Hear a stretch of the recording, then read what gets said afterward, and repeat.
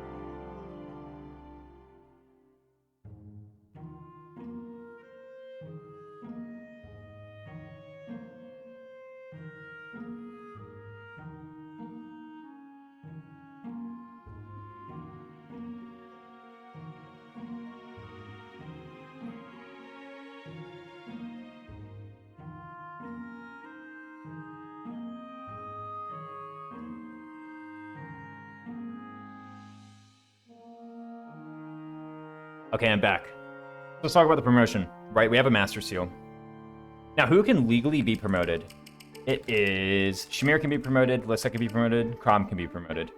I think Septi, since you were here, you were like raving about the Lissa promotion, right? You were saying, this is insane, this goes in, you know, such and such. And, I'm gonna be honest, I'm not sold on it. We got a Lucky and a Master Seal, yeah. Promote Vake, that's not possible. He has earned 0 EXP this run. Yeah, Lissa promo seems pretty crazy here. I won't lie, I'm not, like, super attracted to it. You know? I guess, like, maybe it's just because, you know, due to my inexperience with the game. Yeah, we got a Lucky and a Master Seal. And a Lucky and a Rescue Staff as well. Yeah, there's a second Rescue I got in there. It apparently seems insane.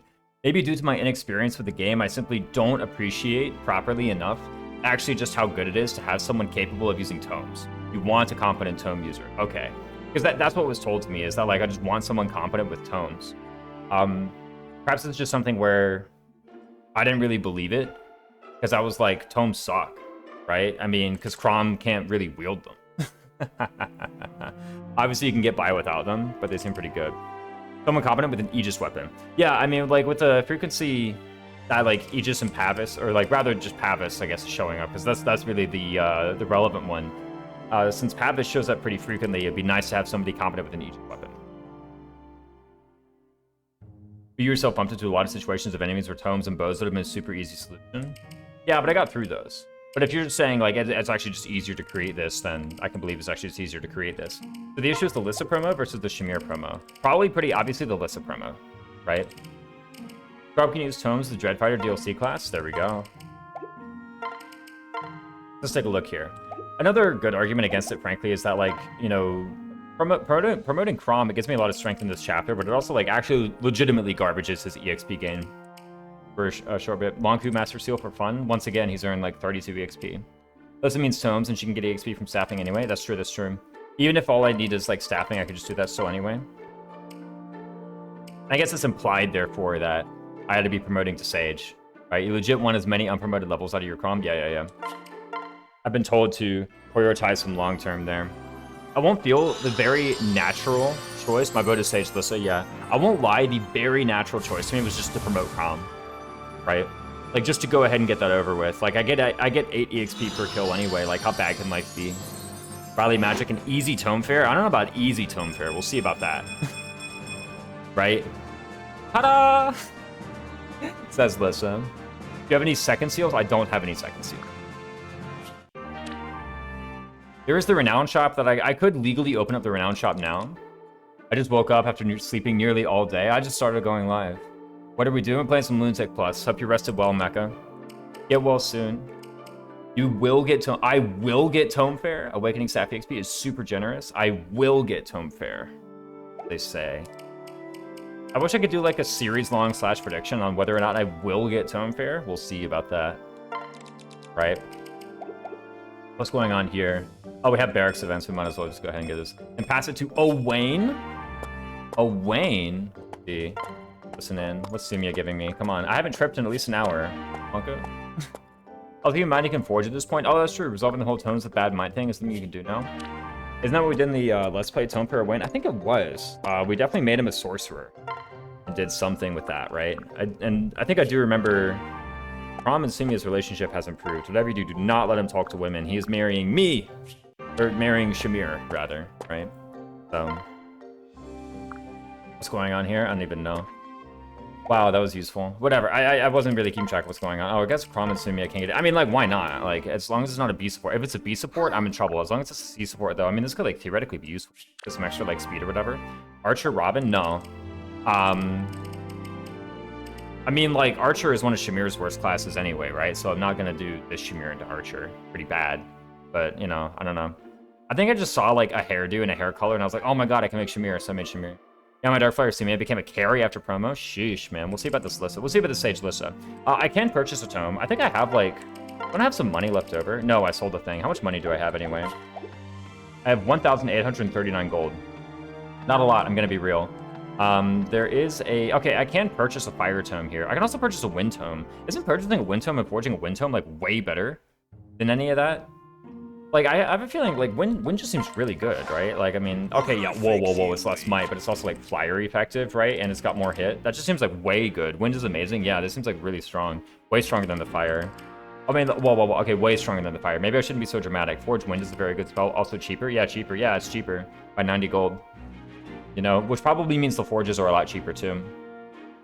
What's your favorite Fire Emblem, Mr. Streamer? Awakening.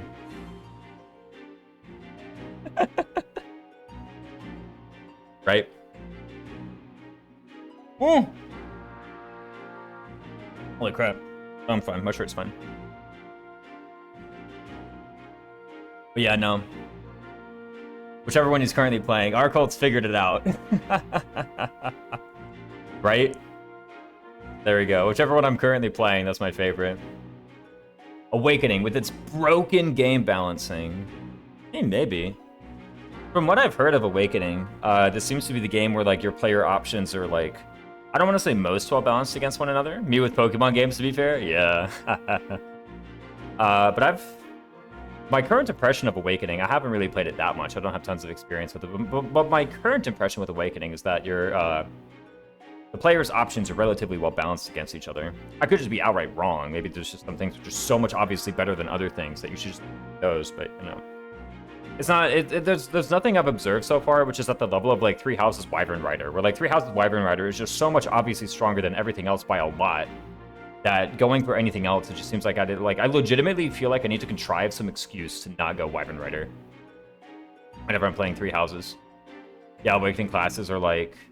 Fred might fall into that category. Yeah, basically Frederick. But then you have like other deployment slots, right? A lot of classes are pretty competent. Yeah, just Frederick. Yeah, that's that. I guess I could get a wind, especially in Lunatic Plus. Yeah. So I could buy a wind. I could forge a wind. I don't actually have that much money. Let me look at selling things. Is there something I can sell? I don't really see anything that's worth like selling for a crap ton here. Where you really want good bow classes. Yeah, I hear bows in particular are quite strong.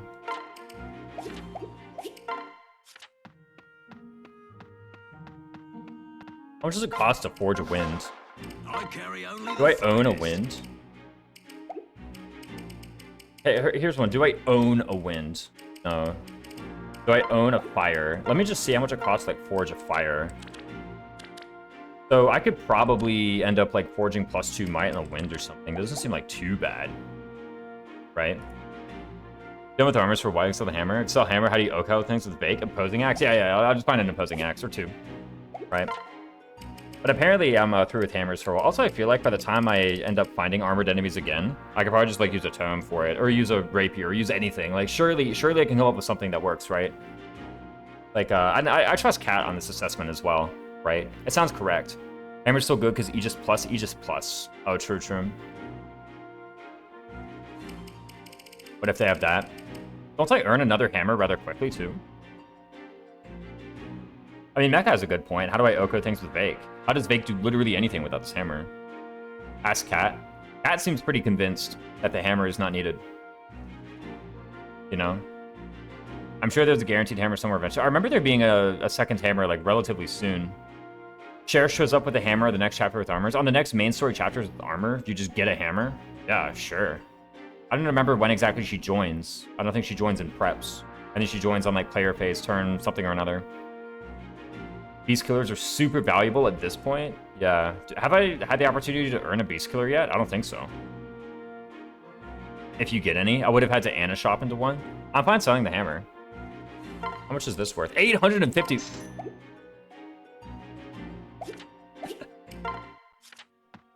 Yeah, give me that. Holy. So it loses a lot of value if I like forge partway up and then forge again.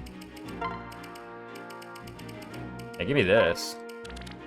Boom! Oh, I can't really do that. I mean, if 4 might wind. Easy money. Yeah, exactly. 4 might wind. I feel like forging hit is completely redundant, and forging crit is like, why would I spend money on this effect? This does not seem very meaningful. Getting Lancers 1-hit KO Falco's Paladins is Asuna? I'll take it. I'll accept it. Yeah, I just go all might. Like, were it a different kind of weapon, maybe I would, like, really value the hit. 100 hit, I think, is adequate for, like, all my purposes. I'm fine with this. 4 might wind? Sure. Does Alyssa have any support? She has a Frederick support.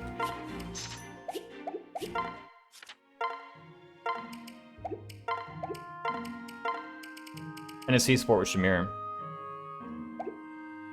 So, you know, we could probably make something. I'd be good to commit one to her. Gotcha. Yeah, apparently I was supposed to be farming a little bit more in the early game, but I feel like pretty, you know, we got a lot for this. Both for Owain and for dual strikes and strats. True.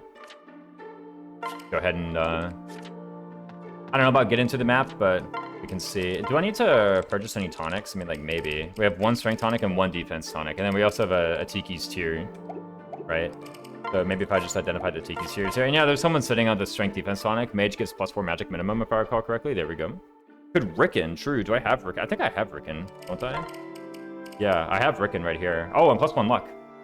Why not? For sure. Apparently Charmander 9 wants me to bunga, so I'll bunga. I'll just head in there. If I feel the need to go back and purchase more tonics, I'm fine using like System Clock. Do that. I don't know if messing with System Clock during stream or something. What did I just realize? What did you just realize, Mecca?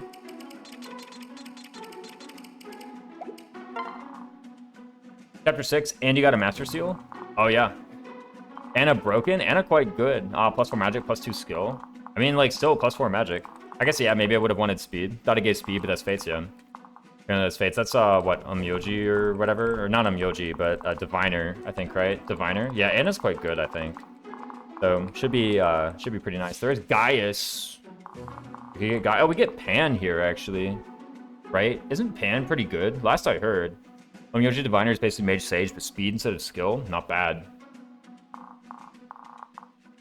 And a good and a mid. Pan mid. Nah, Pan gives strength, skill, speed pair up. And a good in Awakening. Yeah, Anna's quite good in Awakening is what I've been told. There's also a Paralog up top, isn't there? There's like an Anna Paralog that I could go and do right now, I think, if I desired. I don't know if doing that right now is actually any good, right? We'll see. I mean, like, maybe I could go in there and just... What I could do is I could literally just check the levels of the enemies, like level 6 Thief, level 6 Dark Mage, and a level 1 promoted boss, right? And I could just go and look there. I mean, or like Trash Bad, Mage, Sage, or S tier, right? Is this the one where the guys are running away, or is this the one where the Anna's at the top center? I don't actually remember.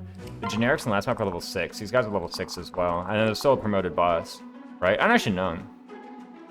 Yeah, I have never heard anything good about, like, Diviner or Umyoji. So, and I think, like, someone pranked me into... Well, I say someone pranked me and told me to, like, go Umyoji Robin, or not Robin, Corrin, in my Rev playthrough, and it was, like, the worst thing ever. It, like, legit sucked, right? The standard is to go Wyvern Pan ASAP. I would just use her as a strength skill speed pair up. I mean, that seems pretty nice. You know? Strength speed pair up? Instantly? Yeah, sure, give me that. Oh, good though? Yeah, probably. Yeah, Pan gives very good pair-ups. I'd be pretty fine with that. Don't even have to spend anything. Literally just spend an action. Right? Yeah, I mean, there is this map, but, like, I don't really see the need to be running in here and doing this yet. Like, I think actually leaving this for some, like, free EXP, if I ever decide I want free EXP in the future, is actually just going to be a lot better. Umyoji has just kind of has a class basis on par with an unpermitted class. Yeah, I recall it just being like not really that good, right? Like I could just leave that Paralog for a while. Frederick and Pan seems fun for you. Yeah, give Frederick a lot of strength and speed. More big stats on Frederick. True. Like it's a very competent pair up. Meanwhile, so let's take a look here, right? What unit over here? Apparently pairing Rickon into Lissa is a strong move. We have a Forged Wind Tome, just a lot of might. 20 attack. 20 attack! Finally, sheesh, man. Shamir literally could never... Dude, Shamir freaking sucks, man. Come on, get out of here. What's even going on with this freaking Shamir unit? Like, total garbo.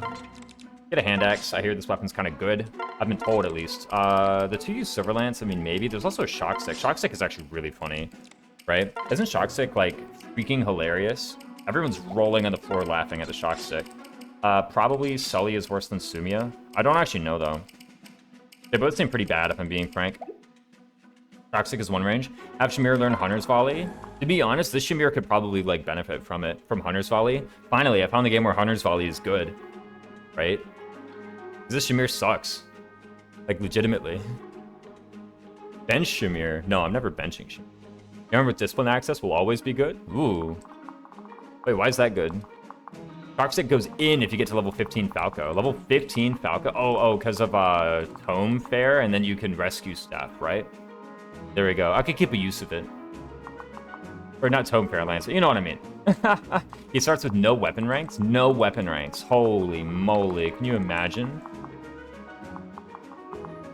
But anyways, let's take a look at here. What is the main difficulty in this chapter? The main difficulty in this chapter is that there's this girl called Emerin, and she freaking dies to, like, anybody, right? I think, like, legitimately every single enemy on this map one-rounds her. Is that true? What about the Dark Mages? Oh, Dark Mages don't. Okay. So everybody on this map who isn't a Dark Mage one-rounds her. Then Shamiro, the political pundit? That's right. Cosine, I learned this from you, Dad. What? Well, mages on the left? Oh, there are mages on the left? Oh, there's a wind that drops. Dude, I got scammed. I could have just purchased... How did I purchase the win? There was going to be one to drop. Could be competent and have a nice bow magic user? True. Or what if I just have Frederick hand axe? You know, you ever thought of that? I just did. I'm just saying. I just thought of that one. Now you'll have 2 wins. Gee, Ma. How come Mom lets you have 2 wins? Can't have too many wins? I don't know. What if I have 999 wins? Is that too many? Increase the wind speed? The wind speed. The wind rate? Okay, so here's what I'm thinking, all right? Frederick here, Sumi a person to Frederick. What even are Frederick supports right now? There's a Sumi a C, that's pretty hype. He just like grabs a hand axe and goes like, bam, bam, kills this guy, right? Doesn't that kill you and kill you? Wait, what? Don't both of these guys just instantly die to that? Wait, stop, hold on. We need to actually do this math one more time, right? So imagine for a sec, he equips a hand axe, right? Just for a moment, let's imagine this reality. Also, I think he doesn't even need the Sumi parrot for speed. Actually, like, literally Vake is enough. We can actually do Vake. Vake Frederick. Also, OriginalRaisins, what's up? I can remember how forging in this game works, so, like, there's no benefit to having multiple weapons. It sounds like there's no benefit to having multiple weapons here. The way that you forge is that you go to a shop, and then you forge stats onto a copy of a weapon that you already own. I don't necessarily see how that would diminish value from having an additional copy of a Wind Tome. Necessarily. More so, if I were like griping and complaining about anything, it's that I just spent money on a Wind Tome when I could have just not spent money on a Wind Tome, right? Like that's really what I would be complaining about.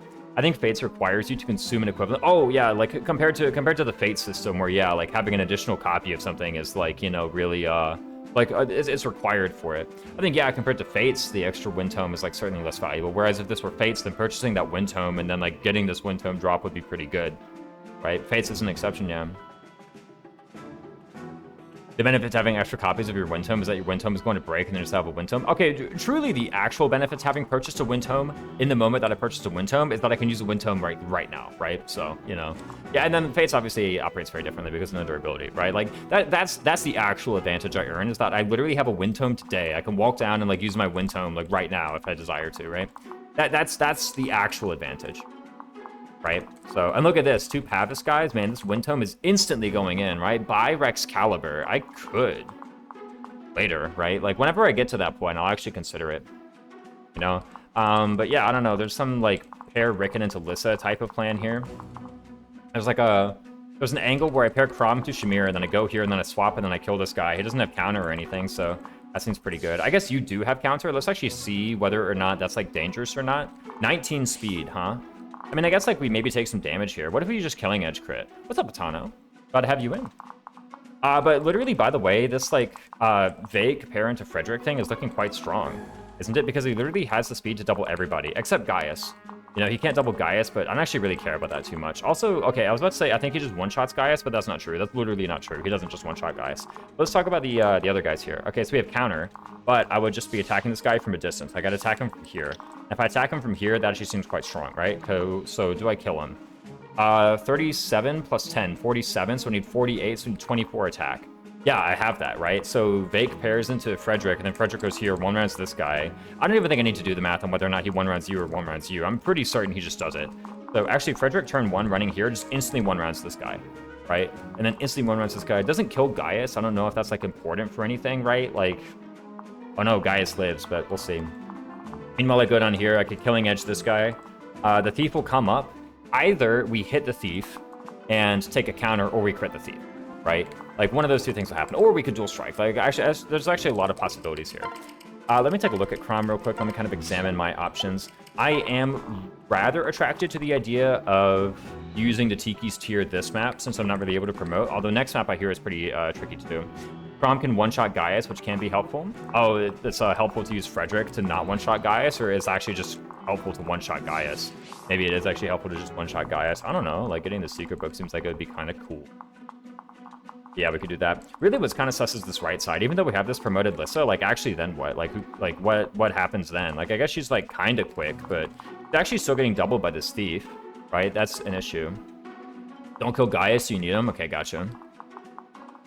Like, I'm actually taking a look at what I'm going to be doing on this right side of the map, and it's a bit sus, needless to say. I guess really all I need to do is I need to just kill this Thief. That's it. That's the only thing I need to kill is this Thief, right? So if all I need to do is kill the Thief, then I can maybe, like, move Maribel over this way, and Gaius gets you a secret book, so that's nice. Don't I have a chest key? I'm pretty sure I like saved up a chest key from somewhere. I have a chest key, so if I need to, I can.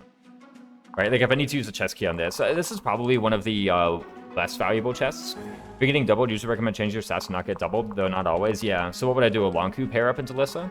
Lonku pair up into Lissa means that I don't get doubled. It also means that I double those guys. I actually already doubled those guys, right? So maybe that's like not as relevant. There is counter here, which is kind of rough. It's a secret book. You know me in soft stats. I do in fact know Kirby Master in soft stats. It's true. So let's see here. There's this thief. There are these two axe fighters. The thing about the two axe fighters is like they both have Pavis, which is quite nice. It's making this Lissa look rather good. 20 minus 1 is 19 times 2. Actually, she does just one round outright. She doesn't even need any plus magic pair up in order to one round here, so she can just plain old one round. You know, the issue is whether or not she then survives the rest of it. The thing is, her resistance is okay. Is this resistance not just total garbage, right? Like this is not looking very good at all. Lonku Owain? I'm gonna be real, I'm not thinking about Owain whatsoever. That's Res Scourge. I have a feeling this Res is like complete and total garbage. I'm gonna be real, I'm not thinking about Owain whatsoever. Like, and I don't see necessarily why I need to be like changing my decisions now in order to be thinking about Owain. Now does not seem to be, this doesn't seem to be the time. You don't need much res for res-related tasks, at least. Yeah, especially whenever like Pure Water enters the picture, but Pure Water, of course, has not yet entered the picture. I guess it's just because these guys only have 17 attack, right? Like how bad can life be? Like, I don't actually think now is the time to be, like, thinking about Owain and changing my decision-making in order to make Owain any different. These mages don't hit too hard? Yeah, exactly. But the thing is, they hit, like, hard enough. Like, 17 minus 8 is 9. That's, like, a third of my HP still. Right? So, I'm not, like... I'm a bit disappointed. You know, here's the thing, actually. So, I could do Sumia pair up into Lissa, and that's actually giving me some, reds and some, what's it called? Right? Res and speed. Speed is what I need to not get doubled by this guy. Wait, hold on a sec. Oh, no, she does need some speed to not get doubled by this guy. He will just dodge. So maybe I should actually be thinking about what I'm going to do to kill this guy instead. I could do something like a Lonku pair up into Sumia, and then... Dude, what's even the point, man? Like, seriously? Like, look at this freaking thief. Like, what's the point of any of that garbage? I guess she gained a surge... Guys, she gained a surge of defense. I haven't said hello yet. Hello, what's up, GNS? Sorry, GNS and Atano coming in here saying hello. She will just dodge. Lonku gives +5 speed, right? It looks like it. I think Myrmidon gives 4, and then Lonku himself gives the 5th. But, you know, I can also do this. Thing is, actually, this Sumia has a surge of defense and res, so maybe actually I just have Sumia on the ground, right? Like, you know. Seems like a fine thing to do. I don't have the Killer Lance from the Donald Paralog, but I don't really think that matters too much. What else do I have? I have an Iron Lance, a Bronze Lance, a Javelin. Javelin could be key here.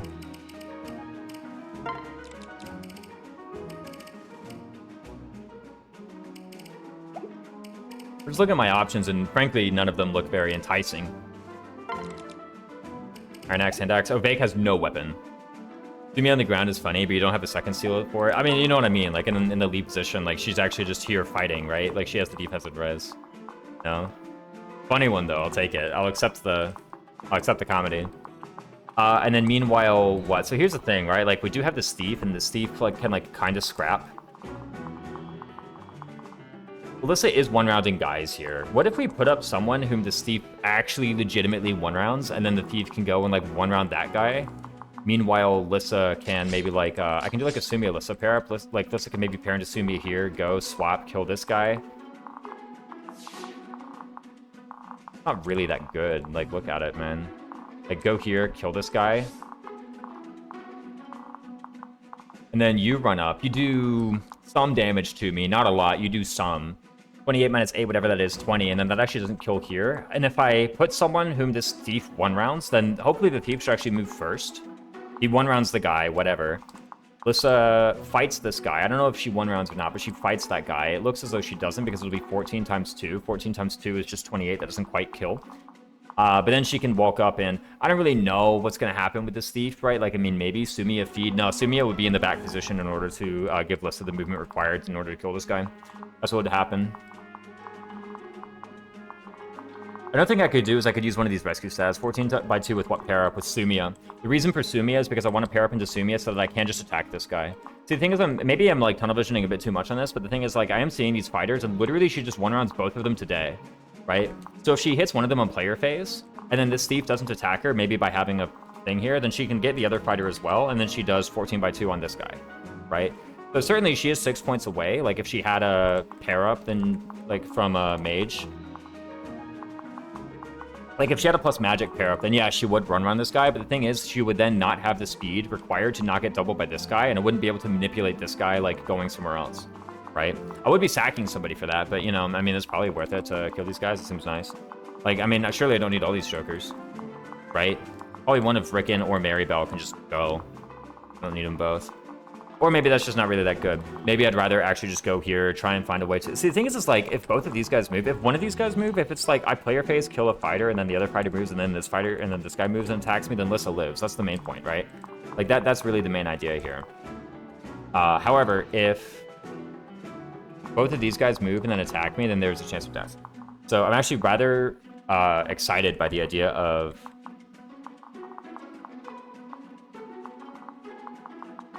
like, fighting a fighter on player phase and then just killing the other two. Of course, that does mean that this guy's still alive, but we'll see. Have you played Lunatic Plus before? No, this is my first time playing Lunatic Plus difficulty.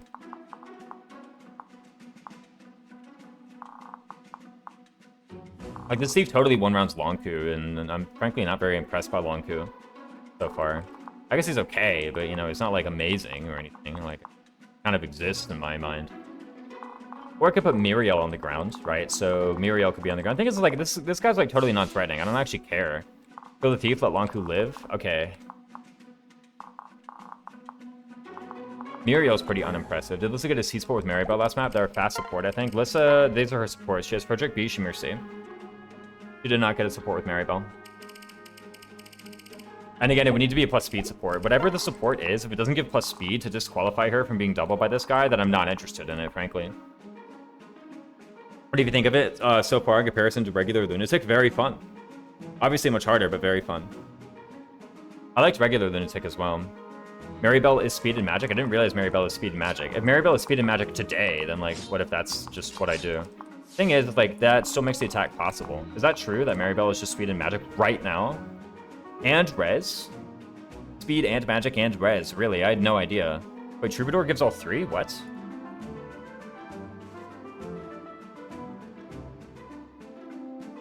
For one, let me be clear as well. I think it's like also not enough. Not enough without the support. 1 second. Oh, it's a scam. I'm getting called from a scammer. Maribel support kind of owns. Let me swipe down to decline. Sorry, scammer. It could have been my lawyer, actually. I don't know. We'll see. Maribel support kind of owns. We'll see. Let me open up the thing. Yeah, DevMJ123. It's been quite fun. What am I doing? Air up. Troubadour. 2 magic, 1 speed, 3 resistance. Kill the scammer? I'm not gonna kill anybody. Sheesh, man.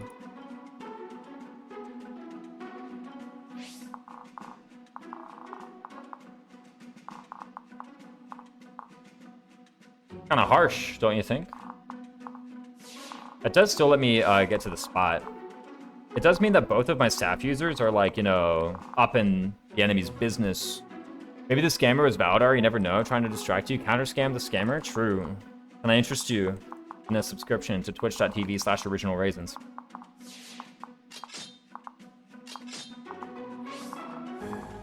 Alright, but that does kill this guy. And then as long as this thief sees a kill, the thief will move first on enemy movement priority. My mom likes to troll scammers when she gets calls from them. Yeah, that'd be pretty fun, imagine. I mean, if it's my lawyer, they'll just leave a message, right? So, you know, that's fine. Like, or they would have sent me an email. They probably wouldn't be calling me from a number I don't recognize.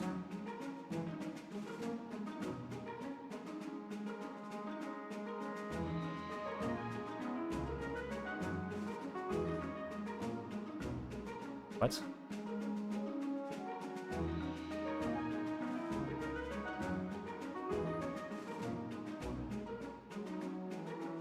Sorry, I had to look at something in my email inbox, but I was really confused about something. Enough with looking at my email. In any case, let's see here. So,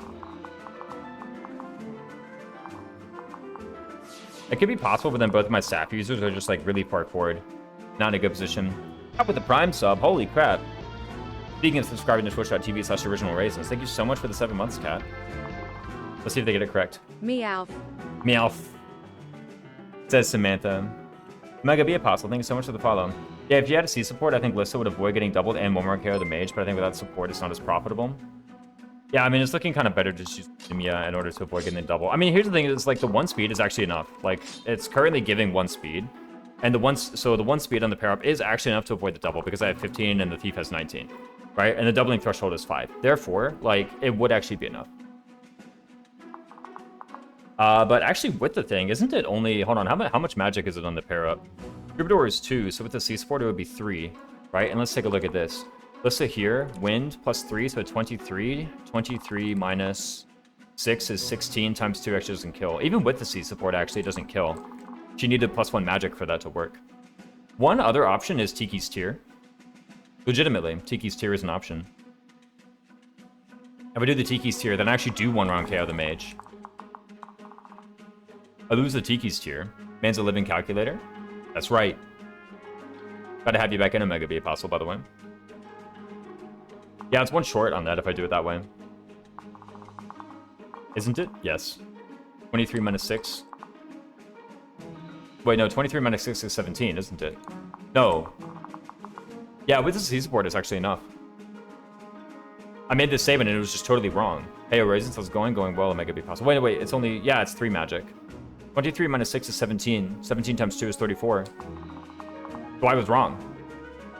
Right? I don't know how I ended up getting it wrong, but I did end up getting it wrong. Yeah, with the C support, it does work. But let's consider Tiki's Tear. The thing about Tiki's Tear is you could just call me one name specifically. I go by a lot of names. Omega B Apostle. How about I call you Omega B Apostle? That is one name if you think about it. You're wrong, but now you are correct. So were you really wrong? Well, I was, you know. I mean, now I'm right. That's different. It's different now that I'm right.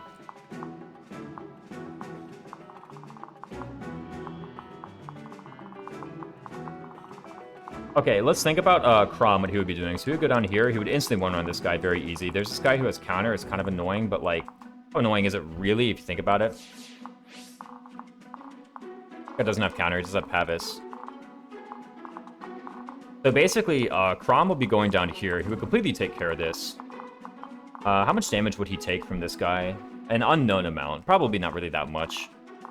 This guy does in fact have counter. Let me actually calculate how much I would take from this. So the Robin pair-up is currently giving 3 strength, I believe. Isn't it 3 strength?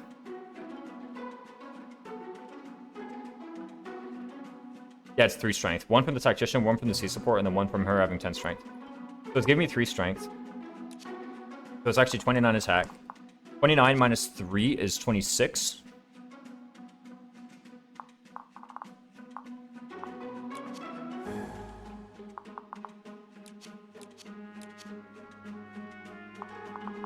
I was looking for a way to give myself +1 on that even, but because 26 is actually a lot of damage to take. And if I put myself here, having taken damage from the fighter, not necessarily, like, gosh, this guy could even hit me. Right, like, it's actually quite sus, this thief. Even a tonic is actually not enough. You know? The thing is, I could go out and forge a killing edge, but actually these skill rolls are quite favorable. This is me. Resetting for skill rolls? Nah, not resetting for skill rolls. Not resetting for skill rolls because not resetting for skill rolls is favorable because the skill rolls are favorable.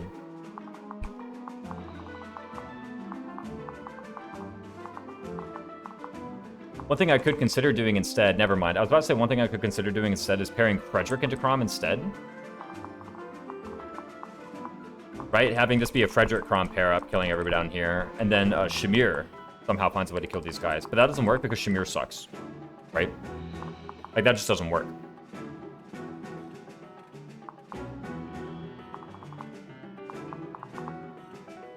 But it's impossible to beat a Lunatic plus. Yeah, obviously I'm obligated to... See, the thing is like, literally every time I've rolled into a map, I said this is a favorable skill roll. Which either means I'm very lucky, or I'm just overestimating how likely it is to get a poor skill roll. I can't hear the name Shamir without thinking 3 houses Shamir. That was the point, right? I want everybody to think about 3 houses Shamir. Probably overestimating it. You're just good at the game. Oh, stop it, Cat. Stop it. Yeah, like, the thing is, like, if I leave and come back, yeah, the skill roll will be different, and obviously all of the planning that I've done thus far will be, like, I don't want to say for naught, but it will kind of be, like, undone, Right, you really experienced FE as a whole with strong fundamentals. There we go. That's right. Keep it coming, guys. Keep it coming. No, but like the thing is, yeah, sure, I get a different skill roll and everything changes and all of the punting that I've done thus far is kind of like undone, basically. But surely I could just redo it, right? Like surely I just redo it and then the planning should be fine, right? Something nice about Lunatic Plus, man, this like difficulty owns. So what's nice about Raisins? That's chat's job. No, no, Lunatic Plus has been really fun. The random skills are really nice to actually think about. You know, it makes every enemy group like very uniquely challenging in their own way, right? And I gotta say, like the fact that these two guys rolled Pavis suddenly is making like the things like the Lissa pair up a much more fun to deal with, much more attractive. Or not the Lissa pair up, the Lissa promotion. As the variance of good or bad skill rolls is pretty small beyond early game, just require you to come up with a different plan. Beyond early game? Or like during early game? I'm currently during early game. I think I'm during early game. I would consider this early game. Pairing up with yourself a classic. Yeah, exactly. Wow, I don't remember any of these maps. This is chapter 6. Pavis sucks. Yeah, obviously. They're fighting Lissa. Pavis isn't doing anything. Like, this is actually a rather favorable skill roll, you know? I can just kind of get in here and, yeah, sure, there's this counter thief who's really strange, but, you know, aside from the counter thief who's really strange. Right? Meanwhile, do I even have enough money to forge +1 mine on the killing edge? Like, that only works if I actually have enough money to forge +1 mine on the killing edge. I wouldn't consider this early game, per se. I'm more mean prologue through 3. Okay, there you go, there you go. So currently we are beyond early game, is what you're saying. 1 through 3. What? Oh, after 3 you get to shop. I guess that's probably the barrier.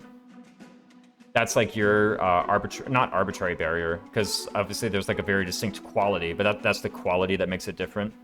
We are now in the middle of the game, is that you're able to shop after 3. Makes sense. We're now in the middle of the game. Let's make one thing clear. We're not in late game, so we're either in early game or mid game. I would still consider this early game. We are beyond early game in what I call the gauntlet, chapters 5 through 7. We're in the gauntlet, and then mid game begins, I guess. This is like it's like the Act 1 boss, right? It's like the Spire turn.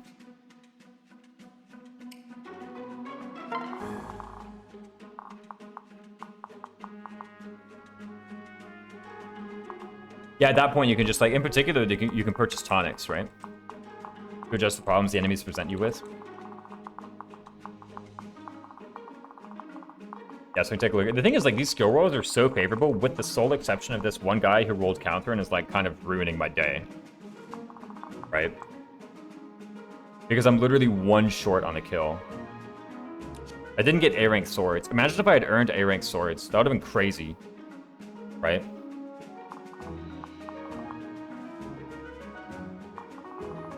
One thing I could do is just sacrifice someone here. Would that have been any good? I could just put Sumia here. Thief goes up, kills her. That's that. I'm already sacking 2 units. Seems excessive.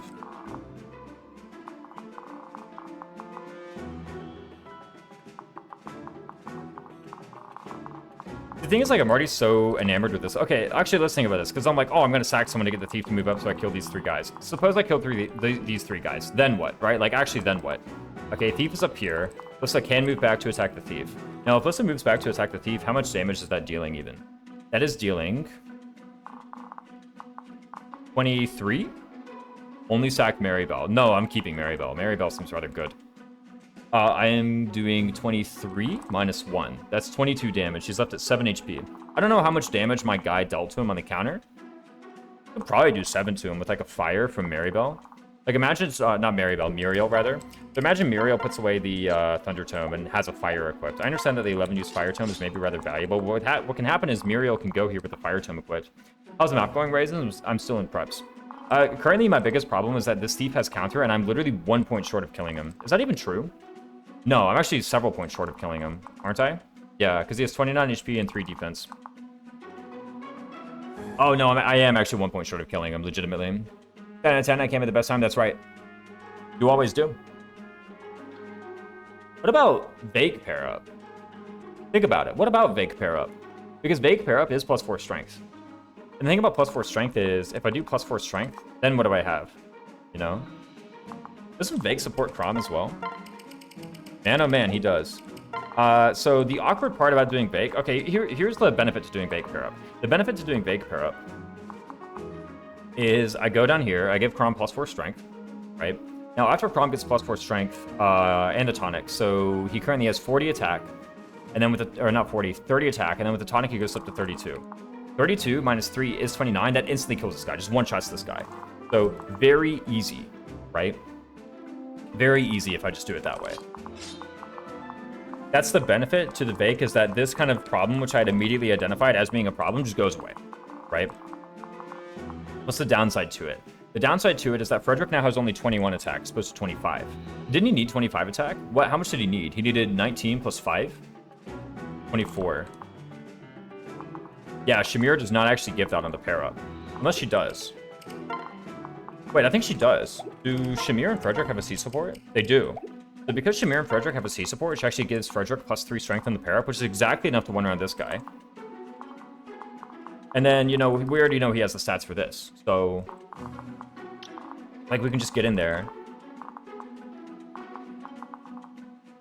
And we're doing pretty great. Look at that, right? 12 damage. Get out of here. So you don't even damage Frederick. So actually, this works. The only issue is that after I do that play...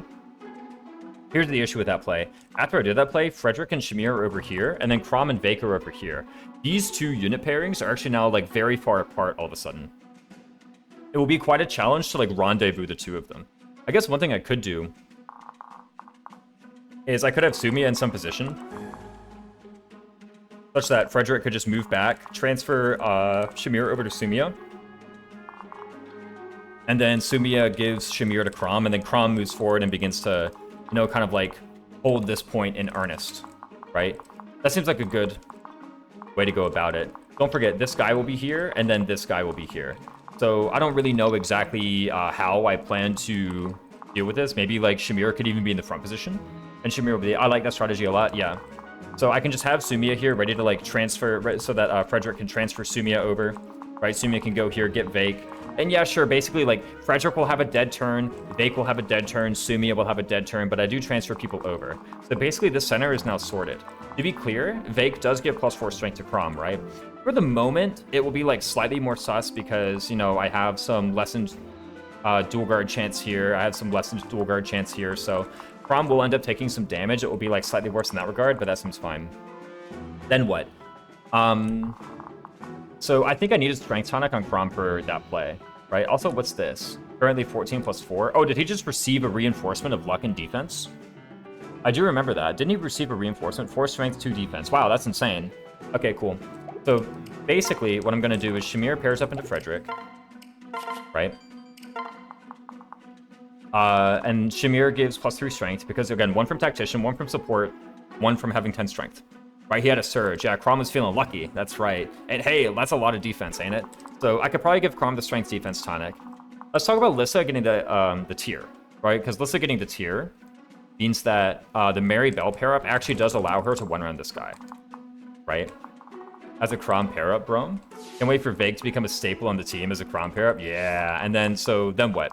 What happens is this thief needs to have somebody against whom he has lethal damage, preferably somebody in this square. I guess Muriel, right? Muriel, who's actually like the weakest mage remaining on this team? Is it legitimately Muriel right now? Or is it Rickon? They're both like pretty bad, I'm gonna be real. I guess Rickon is closer to 10 magic. That makes him like a slightly more attractive pair up. Does Muriel have any supports which would change the equation? No, Muriel has no support. Sorry, Muriel, but you're getting sacked this turn, right? So Muriel goes here, whatever, gets sacked. Hopefully she like hits this counterattack with a fire, dealing 9 damage, putting him down to 20, and then Lissa can just go up and attack this guy. After we do that, basically this entire right side will be clear. This guy, okay, so literally I'm gonna mark everybody who will be dead after turn 1, right? This is literally all of the enemies who will be dead after turn 1. These guys will move up a bit. I know these calves move. It's like quite scary that these calves move, but you know, surely I can figure it out. Right? I don't really see anything like super threatening among these calves either. I guess this guy is Luna Plus and a Steel Lance, but like, I mean, even that doesn't really seem that bad. But it seems like a good rollout. Do I necessarily need the Tiki's tier for this to work? I think the answer is yes, right? Don't I need the Tiki's tier for this to work? For one, it's actually just a lot of extra stats on Lissa, right? Like, think about how many stats that is on Lissa. It's enough to just freaking own everybody who isn't a thief. It actually has enough speed even to double the calves. Just straight away. I can even like de-pair Mary Bell at some point and like have Rickon or have Longku pair into Lissa. For the Tiki's tier on Lissa, to promote Lissa into the Tiki's tier on Lissa, that seems pretty good, doesn't it? Let's allocate some healing items as well. Tiki's tier also does give HP. And it's only for the map, right? Tiki's tier grants max HP plus 5 and all of the stats plus 2 for one battle. And I think that this was necessary for this, because I need 22 magic and then 23. 23 minus 6 wasn't enough to one round the Dark Mage. And then the Dark Mage is one round, it is gone. I don't need to worry about that Dark Mage anymore, right? Matter of fact, this Thief is like totally fine. Actually, no, he has counter. So because he has counter, I actually do need to like, I actually do need to offer someone a sacrifice. Because if this guy's just allowed to attack Lissa and Lissa just does a crap ton of damage back to him, then Lissa just freaking dies, right? So it doesn't seem really that good to me.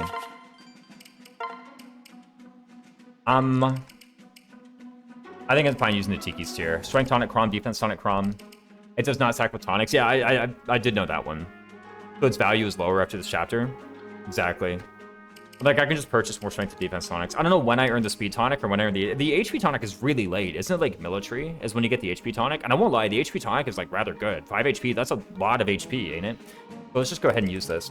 The Seed of Trust, I don't know if I would like to use a Seed of Trust at any point. It seems like everybody has a player phase input that they need to do at the moment, so the Seed of Trust seems a little bit,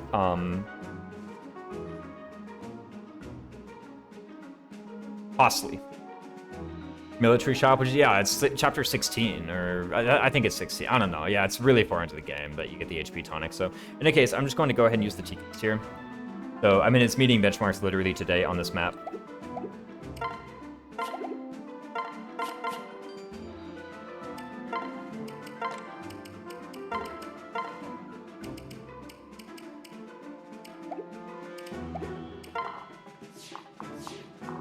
Go here, hit that way, offer someone up for that. Apparently it's Miriel is going to be offered as sacrifice. I would need Strength Tonic and Defense Tonic on Chrom. I did this math correctly with Chrom, right? I'm pretty sure I did. 32. Yeah, that is 32 one-hit bulk. But yeah, Chrom just killing edges this guy. Sumia needs to be in position for the Robin transfer over. We'll even have Pan. Let me think about healing items as well. I would like for healing items to be present on all my people. We have a 3 out of 3 vuln. That's probably going on this. I need to be careful with like pausing. Wait, I have a concoction. Where did I get a concoction from? Defense are in Ferox, Magic, and Res are in this chapter. Speed, Skill, Luck are in Plegia. HP is Military. Yeah, Speed, Skill. I remember the Speed, Skill, Luck is like chapter 8, I think, right? No, maybe it's later. Maybe it's like, I think it's chapter 9, maybe. Concoction was, oh yeah, I purchased it from an Enna shop. I did totally purchase a concoction. Who should deserve the concoction? Probably Frederick. Frederick Vaughn, Frederick Concoction? I don't know. Or Soonish, yeah. Who should have the concoction? See, the thing is, like, we have a men's staff, we have a heal staff over here on the right side. But the heal and the men's staff, we're actually just, like, totally, like, preoccupied with other tasks for the moment. I think after I go up here, right, and Lissa finds a way to kill this thief, I should just be able to de-pair, right? I find this usually pretty easy to remember because Flavia's country gives strength defense, Emerald's gives magic res, Gangrel speed skill luck, HP is Walmart's. I see. Yeah, I think thematically it makes sense, right? Like once you think about the lore of each nation, it's a lot easier to do. I think there's also like a couple duplicate shops for some of those as well. I think there's a duplicate for some of those, but I don't actually know. In any case, I do just kind of remember the maps in general, or which one gives which, you know what I mean? But this should be fine. So let me take a look here. Some of the paralogs. Okay, gotcha. Yeah. I don't think there's any, well, is there a way actually to get a faster HP tonic chop? I don't know, maybe. I actually just don't know. Maybe there is.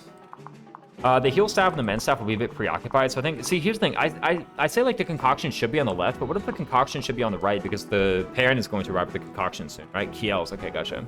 Where I mentioned Kiel earlier. Oh, I see. If you're purposely seeking HP tonics, I guess it can be acquired slightly sooner by varying upsell. Yeah, there we go, I just totally missed it. I just totally missed that one. Concoction on the Frederick side actually seems pretty strong. What if we just had more HP on Frederick? The thing is, like, we wouldn't even be able to use that until turn 2, because everybody has player phase actions on turn 1. Also, nobody's injured on turn 1, right? So literally nobody's going to be it's actually, like, without a dancer, it's just impossible to use a concoction until turn 2. right? Like, it's just impossible. So if Pan is just going to be here with Concoction on turn 2, and probably Concoction should be on the east.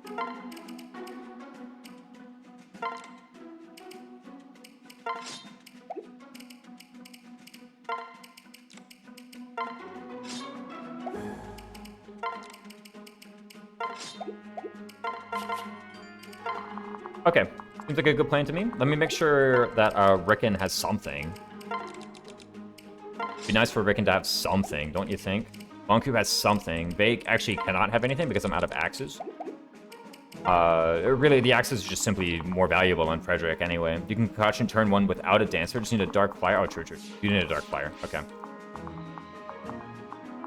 I totally forgot about the Gale Force skill. This is looking pretty good. Holy crap, man. Look at this freaking unit. And apparently the res is just completely garbaged. Whatever. I'll live with the res being bad. Now, what does that leave as far as thieves go? It leaves these 2 thieves. There is a counter thief in the back, but that should be it. Honestly, once the thieves are gone, I've been told once the thieves are gone, the map gets significantly easier. Which I believe. It looks to be the case.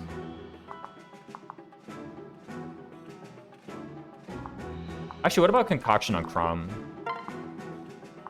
Concoction on Crom seems stronger than Concoction on Frederick. Wait, where's my Concoction? No, never mind. I'm gonna have it this turn anyway. I can like trade it to Sumia before doing the big transfer.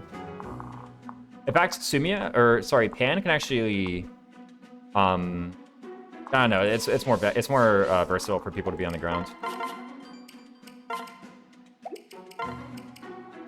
I use the strength and defense tonic here. There's no more tonics, which is a good sign. Right, it means I've used them all.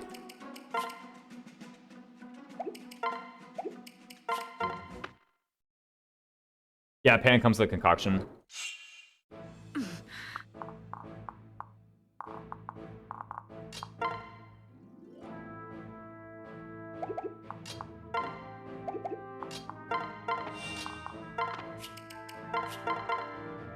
Like that, right?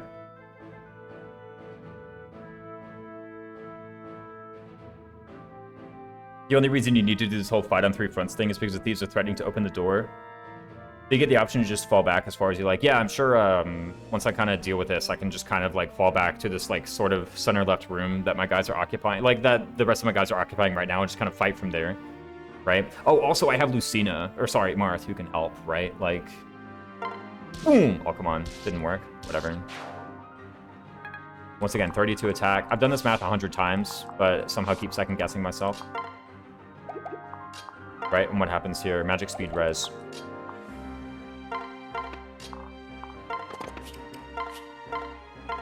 And then look at that, right? So this kills. I apparently killed that guy. There's no, like, there's no goofiness, like, counter or anything. But I do need to make sure that Muriel is here to get, like, destroyed by this thief. Seems like a very important part of the strategy. I have 10 defense, huh? 18, 18, something. That looks as though it kills Lissa. Whether or not they have Hawkeye doesn't really matter. I think they have enough hit that is suddenly scary, and really what I should just do is focus on making sure that they die on enemy phase. Right? By getting this kill. Because it's after 18, I have 17 HP remaining, and I'm dead certain that that Dark Mage does not do 17. If the doors get open, there are funny rescue strats I can get around losing immediately, but it's still a bad situation. Yeah. It's still, like, pretty poor, I think. Like, why would I put myself in that situation? This is just a good rollout so far, right? Okay, let me make sure that this is here. Whoop. That was close. Okay, again, Muriel is here because I just want her to be a sacrifice. And I want the thief to be here specifically. If the thief is here, then Lissa has a lot of options for her positioning. Where she would like to go, that is.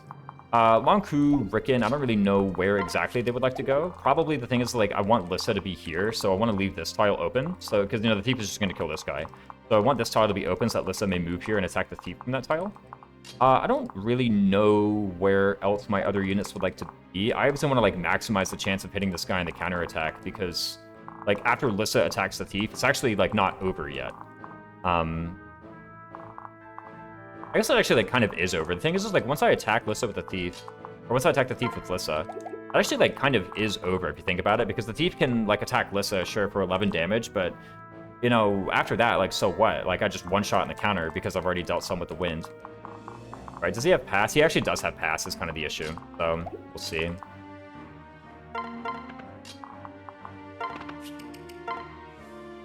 In any case, I think just kind of getting a nice little central position here is going to be the strongest thing possible.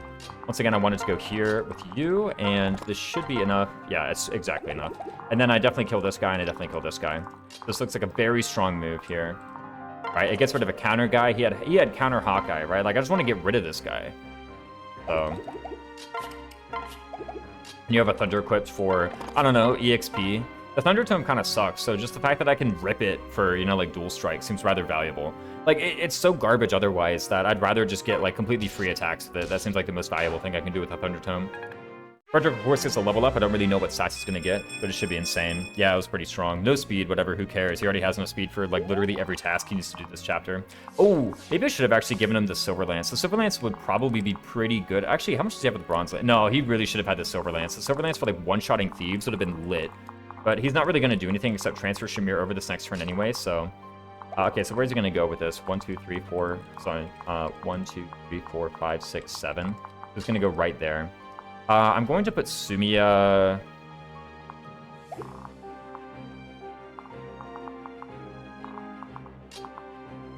It seems like a very flexible place to put her.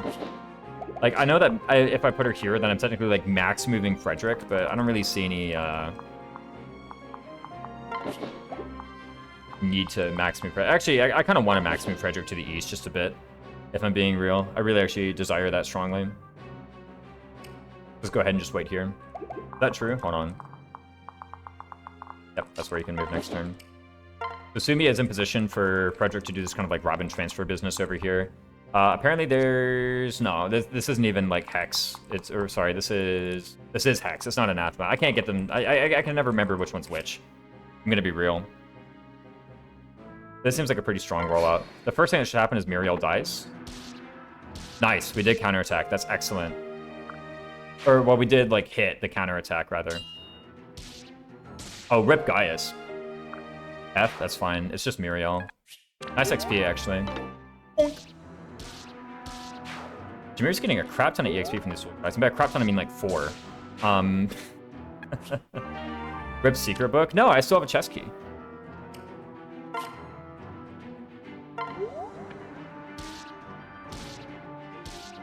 There we go. Go, Lissa.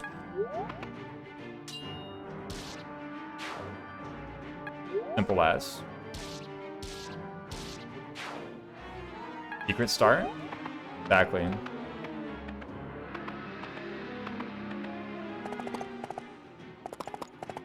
The enemies are like kind of approaching us very quickly here. Okay, we see a Pan. Cool. We can go this way. This seems like a very easy kill on the Thief. There's no like Aegis or anything, right? And then we can even like go here. We can do like a transfer swap. That sounds pretty nice. Okay, the original plan was to go here and transfer a Robin over, or sorry, a Shamir over. Transfer Shamir, use a Vuln on Frederick. And then... I could even like go here and just unequip, right? It doesn't even seem that bad. Wow, 4. Any enemies with pass? This Dark Mage has pass. The Thief has pass as well. This is pass. Okay, here's the counter Thief. So this is really the dangerous enemy, right? This enemy is the threat. Everyone else is kind of like, who cares? I'm gonna be real. I mean, maybe this like Nosferatu Mage has some like scary places you can go, kinda, but overall, I'm really like not concerned about it whatsoever. I'm pretty fine like going here. There's even like a world where I like switch to Shamir. No, there's not a world where I switch to it's just transfer Vuln. I think this was like kind of the play, and then I go... Oh, you have actually you have Pavis plus, huh? That like kind of complicates things like a tiny bit, but not really. Actually, you still have a lot of HP. I guess I could just like Vuln, right? Why are enemies with counter skill dangerous? So what counter does is it says damage taken from an adjacent enemy is dealt back to that foe. So if you fail to one-shot them, then literally all of the damage you dealt to them in melee gets immediately hit back to you. And there's like no defense against it, basically. Like you just take that damage. It doesn't use your defense stat. It uses their defense stat, matter of fact. And you can see their defense stat is quite poor. So, for example, I actually had to do like a lot of kind of math and maneuvering in order to get like Crom in a position where he could one-shot them. Because if he couldn't, then like, a lot of bad things happened. Now, one thing you could say here is actually that what if I just kept this pair up, right? I just suddenly had this thought. What if I just kept this pair up? This pair up is clearly capable of dealing with counter thieves, but the thing is, it's not even going to be a counter thief anymore. So, like, what's the point of doing this? Or what's the point of, like, dealing with that? Like, for example, this counter thief meant that I couldn't enemy phase this thief. Even if I had the stats to enemy phase this thief, like, I would just take 23 to my face and just die, basically. Because I can't 23 damage not one-shotting him. So enemies with the counter skill are just dangerous. They're just dangerous. I don't really know how else to put it. Counter damage can also be mortal. Yeah. You can literally die from the counter damage. If you have less HP, yeah, you just die. If you have less HP than what you did to the enemy, it's not that you can die, it's that you do die. Like, you literally just die on the spot. So, you know. Here's one thing, actually, is that I have almost A-rank swords. And so, because I have almost A-rank swords, I think by the time that I get all this sorted out, and I have, like, Shamir paired in here. Yes, sure, the Shamir pair-up is 1 point of damage short of killing them right now, but as soon as I get A swords, then I should get +3 damage from my sword rank, so I'll actually have enough to one-shot thieves from there on out. These guys, maybe not so much. These guys, I could just use a rapier for this, right? I mean, I could just use a rapier. That's so much damage, isn't it? But this seems fine. So, let's see. There's this Paviz man, but like honestly, it's fine. Like I've actually cleared out so many enemies on turn 1 that and created like so much room for myself that I'm feeling rather confident about the rest of this map. Okay, let's see. So I can trade Shamir over here, go forward. You know, I could like attack them with Shamir, or I could just like I could actually attack them with Bricken, maybe. Think about it. Like, imagine I attack them with Bricken. That should be kind of hype. Like a fair bit of damage, actually. Putting him down to 25. Yeah, and then with the killing edge, I actually just kill him. Noe runs a very real risk of one-shotting herself if she becomes a strength pair because her attack is higher than her HP at base. Wow, yeah, so she just freaking dies whenever there are counter enemies. Now, thankfully, the enemy is merciful, and it appears so far as though enemies with counter... I think I just go ahead and I do this transfer. There's no real, like, extra value I think I can extract from this, except for perhaps, like, doing, like, a switch separate. If that's even true. Because what I could do is I could, like, have Rickon transfer away Sumia and then, like, attack, and that builds up some support. In a way, that's like a nice strategic benefit. That's a nice like long-term benefit. I'm kind of like farming some support rank between Rickon and Sumia. Does that matter ever? Who knows? But I mean, does Sumia having an opportunity to get to the Sparkle tile matter either, right? Like, that's really... Why would I separate? I just have more flexibility for Sumia positioning. Rickon and Sumia don't support? Oh, never mind then. Okay, cool. That settles that. That was easy. Okay, let's see here. 18. Let me actually think about whether or not I live this whole, like, little gauntlet of enemies, right? So we have a 21. Wow! Braum takes 0. Oh, Sumia could just grab the key. Yeah, I could have grabbed the chest key. I'm not really too enthused about the secret book, I'm gonna be real. I think, like, I think the chest key is way more... I can't name you the chest that I think is more valuable than the secret book, but there's gotta be one, right? Sumia has limited support, just makes me sad. I mean, maybe you say I'll just have Anna. Will I have Anna, though? Maybe. Surely there's got to be something better than the freaking secret book, man. I guess there have been times when I've had like 97 hit, you know? Secret books may be good. Yeah, I could have grabbed the key and just like started moving my way up here. Anna seems favorable to recruit. Yeah, we'll see about it, we'll see about it. Isn't there an angelic robe chest around chapter 10 or something, or 11? I don't know. There is. And maybe, well, we'll see about that. I mean, the secret book chest, I think secret book is like some nice additional top end, right? Like, it helps a fair bit.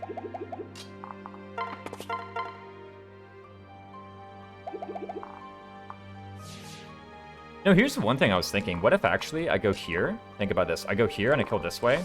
Monku goes, transfers Maribel over, and then Maribel uses Mend on Lissa. How would that do? So currently I have 17 speed. There's 11. Oh, yeah, I just have 16 speed before that, so I just double plain old. Right? Yeah, that totally works, honestly. And it's an option for literally every chest that exists after this chapters. And it exists for those chapters? Yeah, exactly. Yeah, I guess perhaps, Septi, had I read your message earlier, I think I would have been able to consider it and, like, had an opportunity for that. But now, I could probably still do it. It's just going to take longer. Like, whatever, right? I mean, no, we could just get the chest. Should be fine. But yeah, I actually want to attack from here. Just have an opportunity to kill this guy, right? So, seems pretty fine. Oh, you have pass, don't you? That's kind of funny. There's nothing dangerous about this Steel Lance, right? 24 is literally less than my HP, so, like, I don't die. Okay, so that's a pretty easy kill. That way, there's no, like, Aegis or anything goofy like that. You can just go over here. You can transfer Maribel out, swap, heal, whatever, right? Like, you have so many options. It seems like pretty strong. And this Lissa promo is actually going in. I was a doubter, I won't lie, but, you know, here I am. I'm definitely a believer now. Right? And then I think I just need to map out whether or not, like, I die to these guys, right? Let me take a look. Okay, so it's currently 5, right? It's 5, 14, 0. This guy does 0, by the way, don't forget. So 5, 14, 0 is 19 HP. Yeah, I don't die, so we're totally fine. Go ahead and get this hit, though.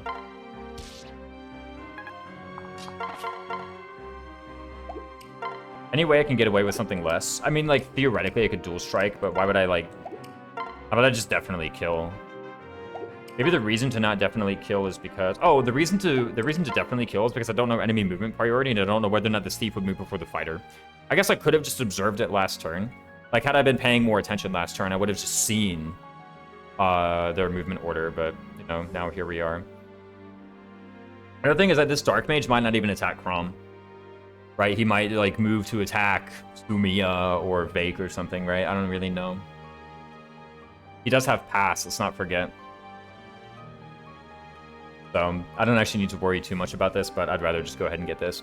And it was just movement order if they have legal attacks, don't they? If they do or don't... I don't actually know if they adjust movement order if they don't have legal attacks. This isn't to say that they don't, it's that I just legitimately don't know. Probably due to having an experience. If you tell me that they do adjust their move order, so, like, for example, if this fighter has a legal attack and the thief doesn't, then the fighter will always move first. If you tell me that's true, I totally believe you instantly.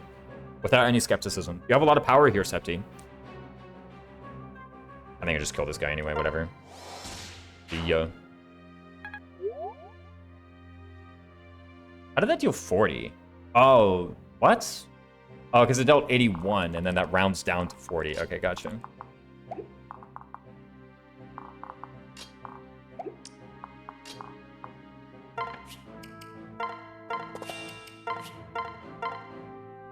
Let's use Mend.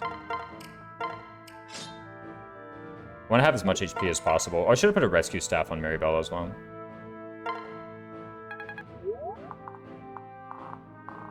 Like, there's no reason not to. Let's just go ahead and get this pair up started. I don't know where this mage is going to go or what he's going to do. Probably he's going to attack Vake, who has 0 res, but, you know, who knows, really. Anything can happen in Fire Emblem Awakening. Knew it.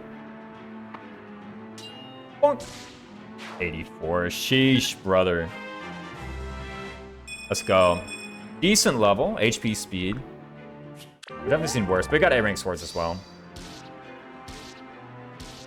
Nice one, Lissa. You got an Iron Lance. This Lissa's kind of going in, man. Sheesh. Are you seeing this? It's like the easiest chapter ever so far, I guess. Any counter? Okay, there's a counter here.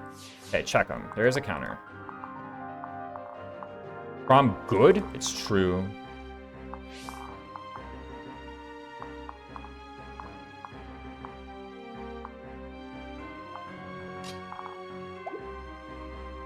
Anything can happen in FE Awakening. Anything happens. Yeah, exactly.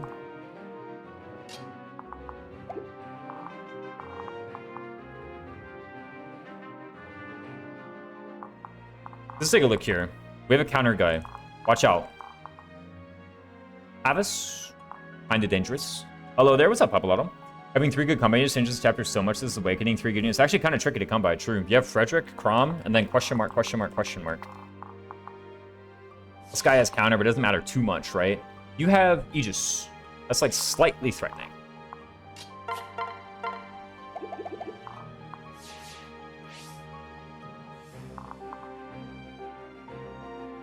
I heard Shamir is a good unit. Shamir is a good unit. Unfortunately, this one is kind of garbo.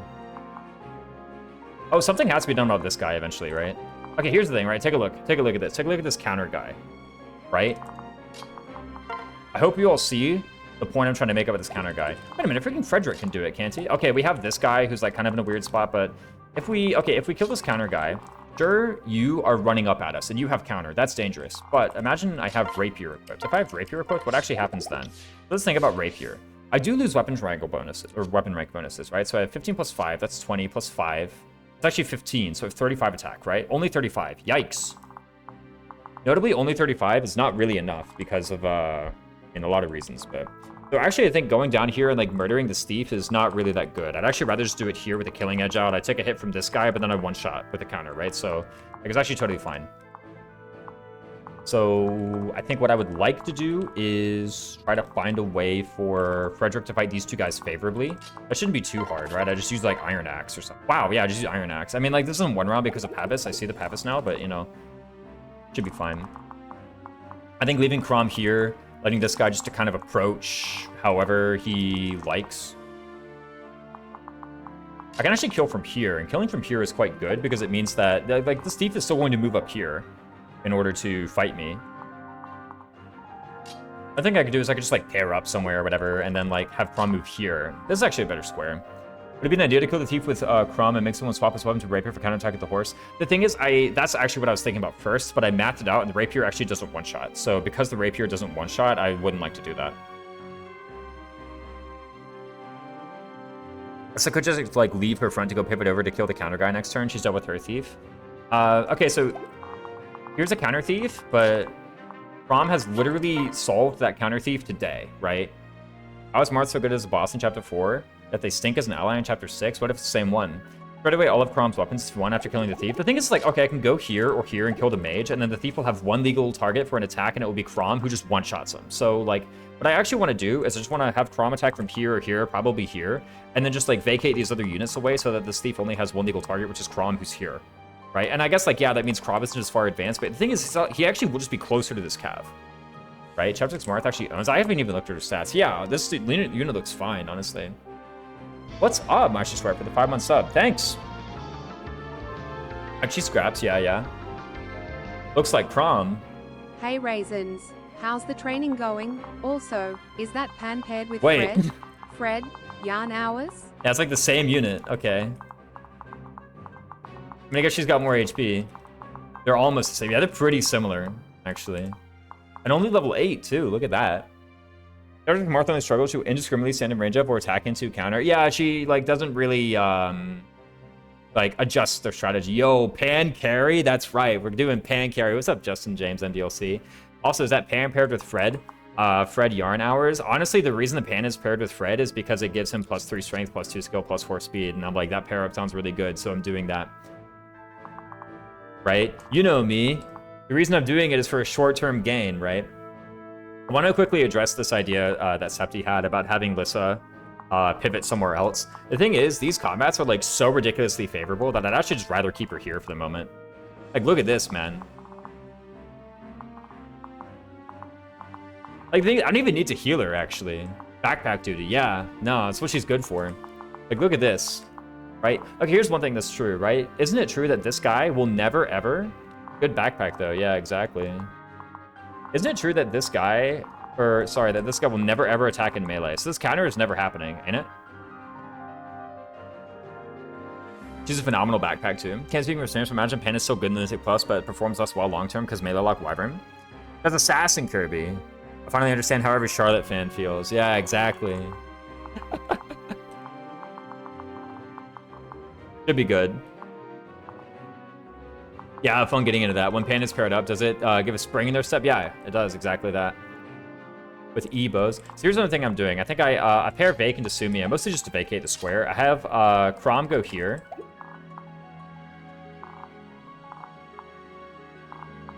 Actually...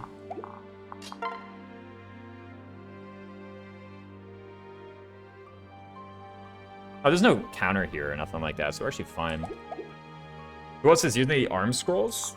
I don't know. Have fun getting into that with E-bows. We class to a Sufferer, suffer 9 levels as a Swordlock Thief. Doesn't seem appealing to me, to be honest. Maybe. Can't I kill this guy now? And like, yeah, sure, I don't one-round this mage, but, you know, the mage doesn't one-round me. How bad is life?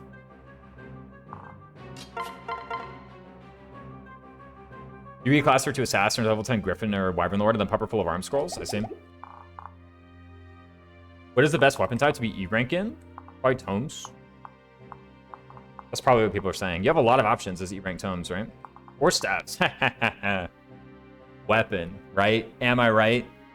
What is the best weapon? Tomes? I guess so. I guess now that I can forge them, I have someone better than freaking Robin, right? Robin sucks.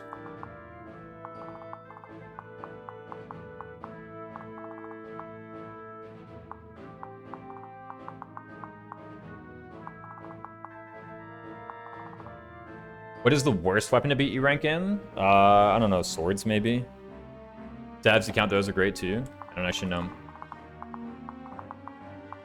Probably axes or lances? Really, not swords?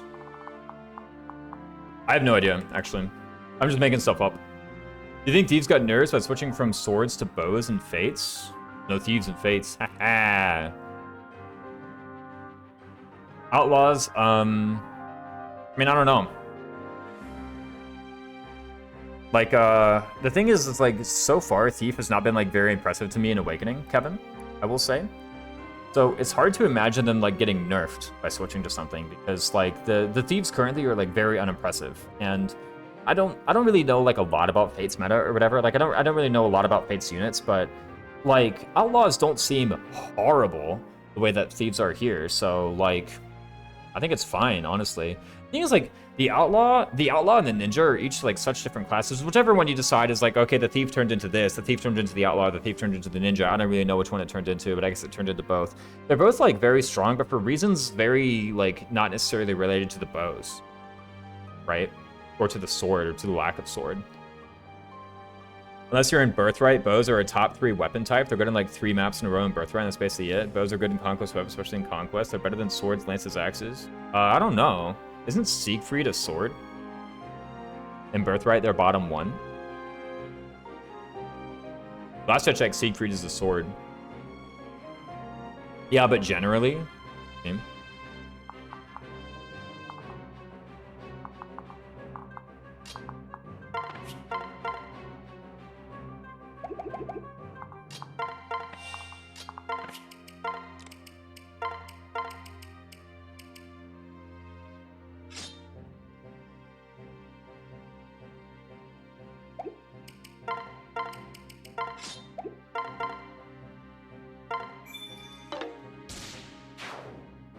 I don't know, it's axes number 1, this is number 2, and then they can't use any other weapons.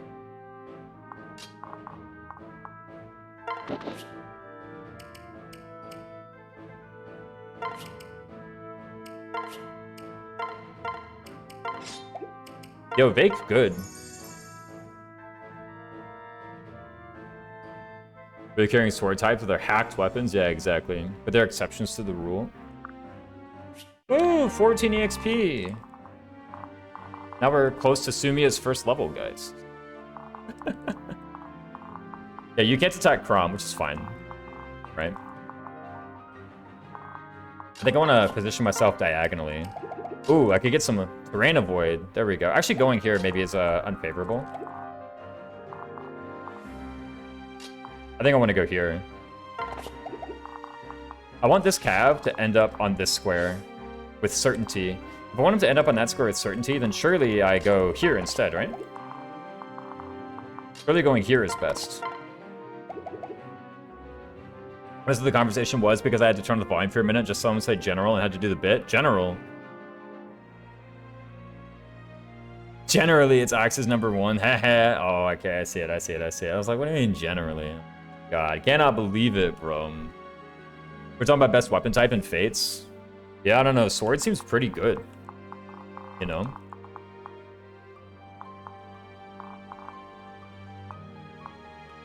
So the thing is like, you know, we're not dying either way, so...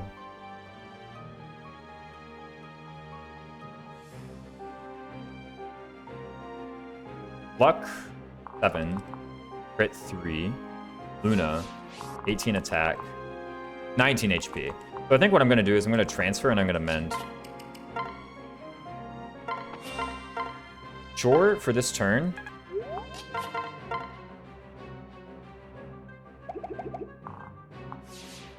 I don't get any kills, but, you know... Wait, actually, hold on. Whoa, stop. Silver Axe. Wait, what? These guys have silver? Hold on, 32. There's actually a lot of attack, ain't it? You can believe it in Conquest and Birthright. Nah, you have Beast Killer, Dual Naginata, Guard Naginata, Sword Catcher. I don't remember using any of those weapons. Probably the worst weapon type in Conquest, at least. You can believe it in Conquest. Actually, that's a lie. I used a lot of Guard Naginata, because I was just doing general strats the whole time. Someone very rich is bankrolling these enemies. I mean, I imagine. Later on, they're going to get the forges, right? They're going to be a million gazillion forged silvers.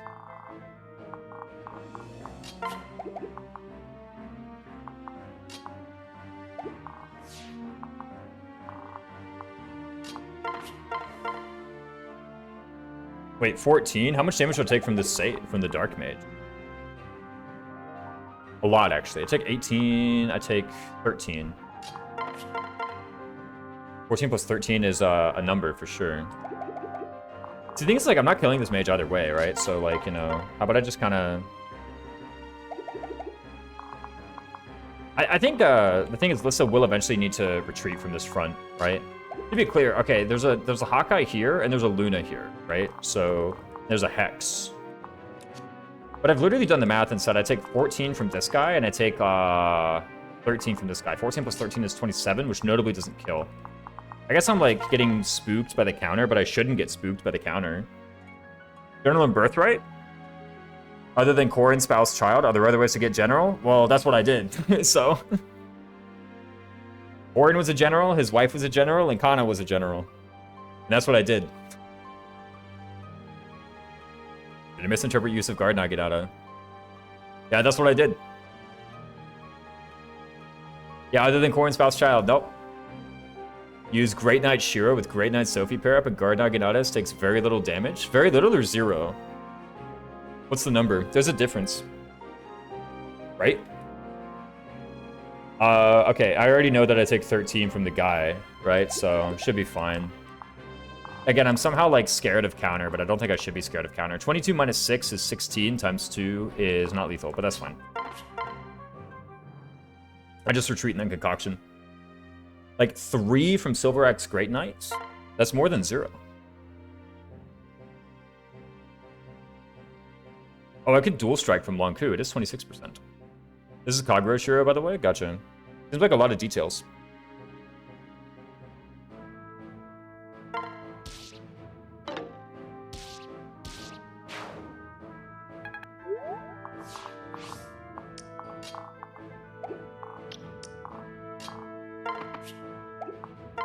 I don't really know what Rickon's going to do, where he's going to go. Okay, we have Killing Edge equipped. The important thing is we have Killing Edge equipped here, right? That's, like, the important thing. Let me also make sure that you're here in the correct place.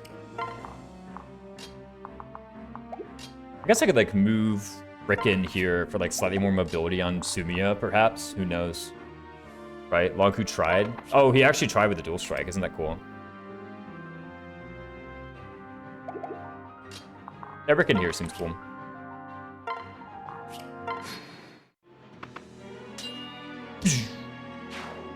Owned. No, not Pavis. That guy actually did a lot of damage. Ooh, let's go, Lonku. I'm hearing a lot of praise from Raisins on General Armor Knight, Ignatius in the Mecha video today. My inner Louis feels happy. That's right. Inner Louis video? Inner Louis enjoyer? Well, Ignatius kind of went in when we did that paralog, right? That's the thing. He, like, freaking owned. Okay. I was thinking about this counterplay, right? See, not enough. Having a unit who switches between a bunch of weapons with unique effects. Carry on.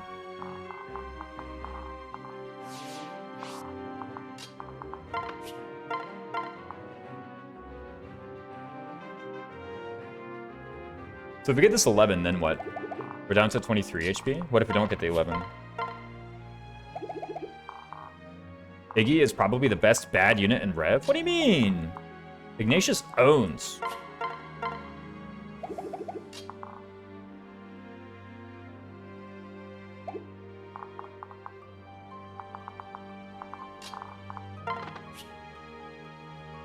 Can someone pair up to give Rickon skill? Yeah, Sumiya? Question mark? Oh, +1 skill. Let's go. Go Sumiya. And let's get a secret book. Earned the secret book.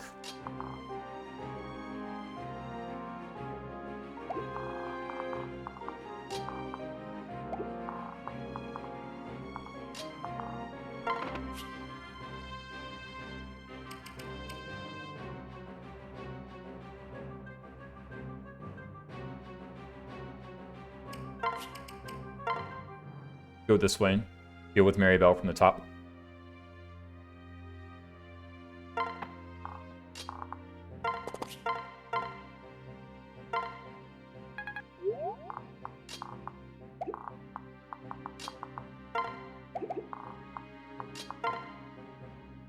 Ooh, there's some crit chance here, huh? I guess I could always just use Iron Sword. That makes things a lot better. Means I don't get any axe rank for the moment, but I mean, surely worse things have happened in life, right? You don't have Pavis or anything, right? Nah, it's just counter Luna. Okay, let's see if I can't, see if I can't get a quick hit on this guy. Nope. Okay, so things just got a little bit more complicated.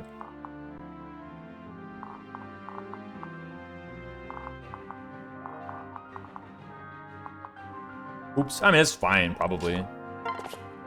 Well, no, I actually think I could just do this. Right? This thing at 84. I mean, it's fine, right? I can just attack. Like, I can just kill him with a hand axe, right? Easy. And I killed this guy. You have 13 HP, 5 defense, no counter, no nothing. Yeah. It looks like it's fine. I mean, it means I spent some uses on hand axe, but that's about it. That's basically the only bad thing that happens as a result of that miss. Is that I spend 2 hand axe uses. Maybe not even 2 hand axe uses. Right? And then Crom gets some Falchion kill, right? I mean, like, kind of whatever. Are the other enemies moving yet? Like, Valadar hasn't moved at all. There's still this guy. But I think the thing is I can just literally walk over here and kill this guy one day. Well, no, there's Pavis, huh?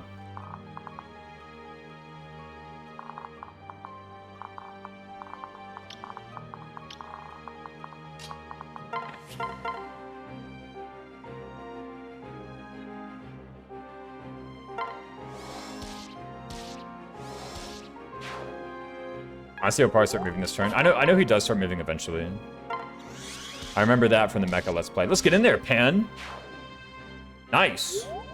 Dual strike.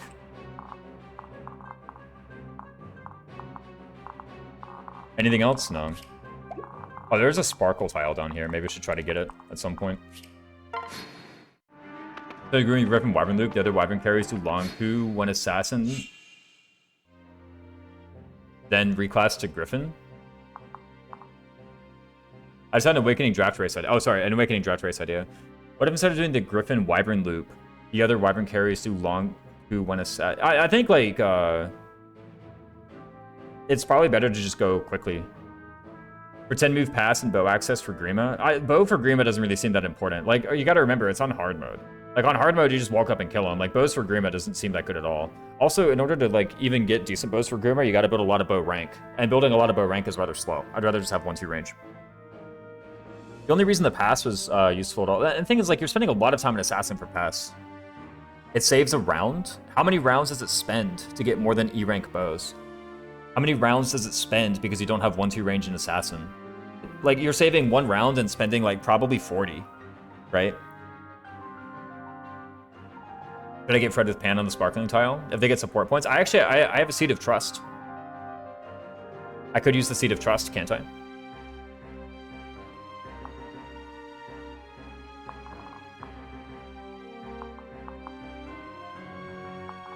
Probably bad. Just probably spitballing, that sounds funny. I could. Valdar is apparently moving this turn. Arcfire, Heal, Luna, Anathema, Vengeance. There's no advantage. You call if you want to gamble on the Sparkling tile, then Seed of Trust. Or Seed of Trust and say the Sparkling tile for someone else. Yeah, I mean, I'm looking at it now. The question is basically like, okay, how do I get over there, essentially? Okay, Nosferatu, there's Aegis. How much damage is this Silver X doing? 32 minus 21, 13. Is it actually? No, it's less than that. Sorry, no, 32 minus 21 is freaking 11, right? And then minus 2 is 9. So I'm taking 9. That's how much I'm slated to take is 9. Meanwhile, you're doing 14 to me, which does actually put me at 9.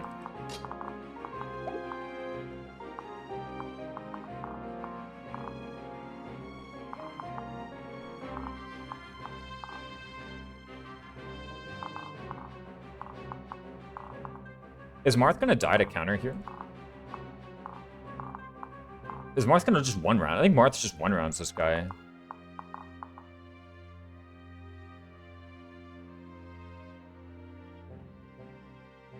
I need to do more free with no reclass Crom testing or even try draftable Crom. To me, it was very obvious in Awakening Draft that you just do Crom stuff early game.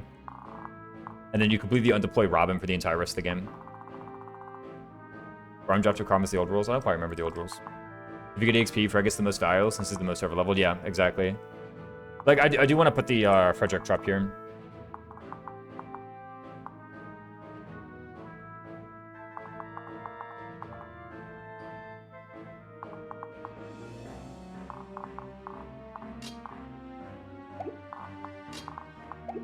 I guess I could just, like, move here with Lissa and Concoction.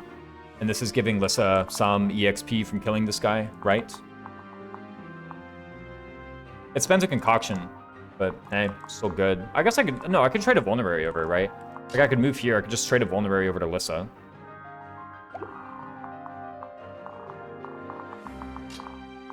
The thing is, Frederick actually has, like, HP to survive Arcfire here. The only bad thing is Anathema, right? I don't actually have that much dodge on this unit. There's a good chance of crit. But Lissa with 31 HP lives this guy, and then I can just, like, fight him over the course of 2 turns. So Iron Lance kind of goes in. Think about it.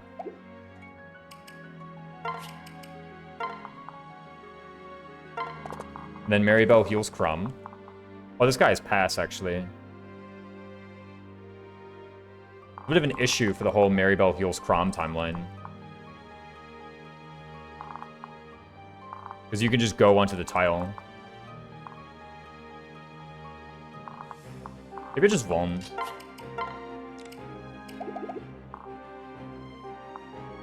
If I Vuln, then I just heal here, right?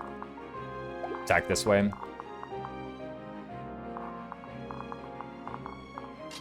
Yeah, I just run over here. Crom sits on the pillar. Yeah, sure, there's Hawkeyes involved and whatnot, but, like, so, you know, I don't die. 28 plus 129 minus 524 times 2, that kills. There's a Hawkeye plus here. To be clear, this, at his current HP, plus the other guy was lethal. So if I go here and I Vuln, I'm just totally fine.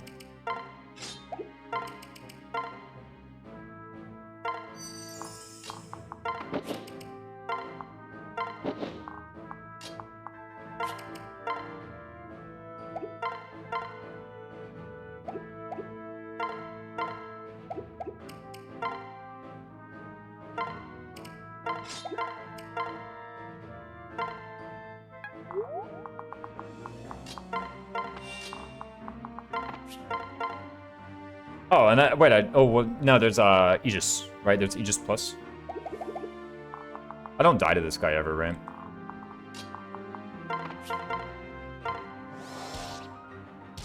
Come on, Monku, get in there. Okay. We don't spend many uses of wind, apparently.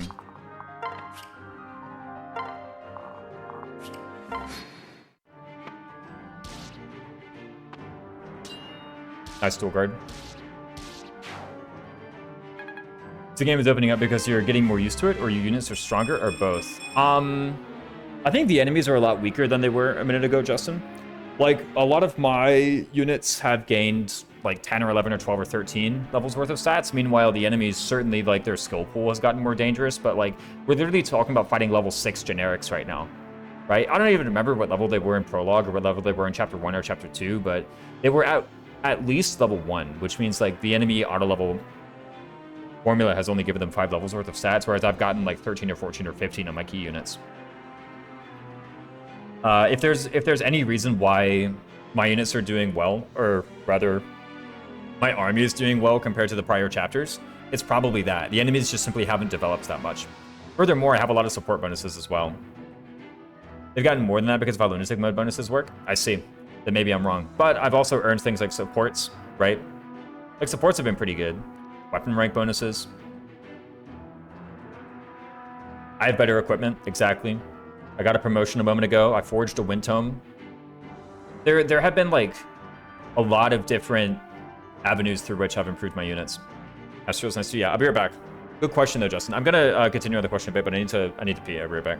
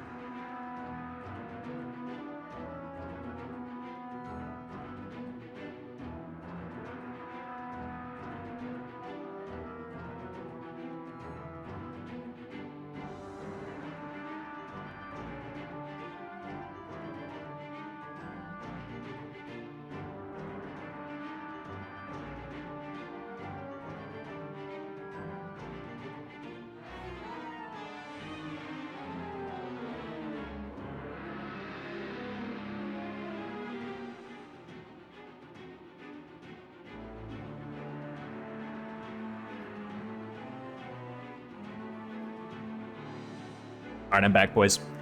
Justin, you said, so the game is opening up because you've gotten more used to it, or your units are getting stronger, or both? I will say, like, there is some degree of me having gotten used to it. I think. I have not yet, thus far, this map gotten wrecked by not seeing Pavis or Aegis, for example, right? I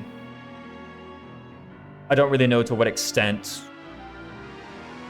I can't really like bring forward specific examples of like other mechanics that used to trip me up that I'm now no longer getting tripped up by.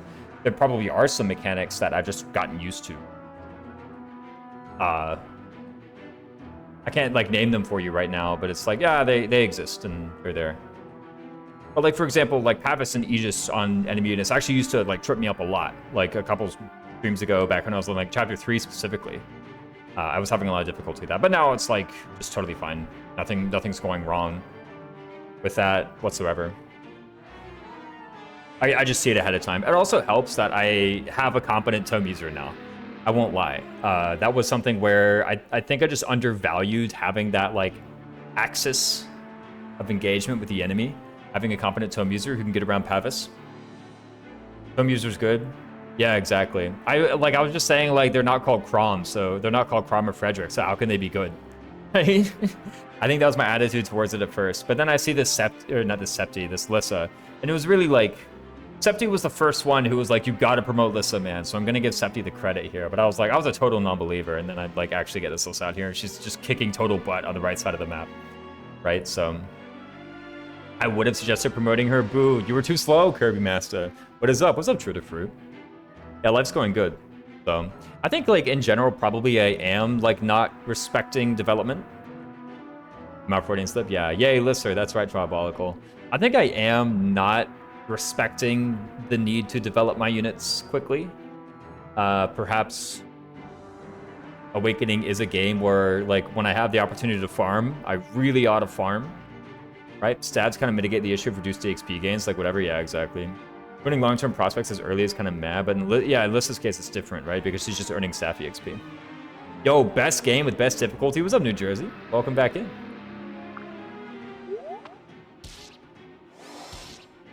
I'm actually going to be in New Jersey pretty soon. Meeting up with some friends in New York in like early August. Yo, magic speed luck.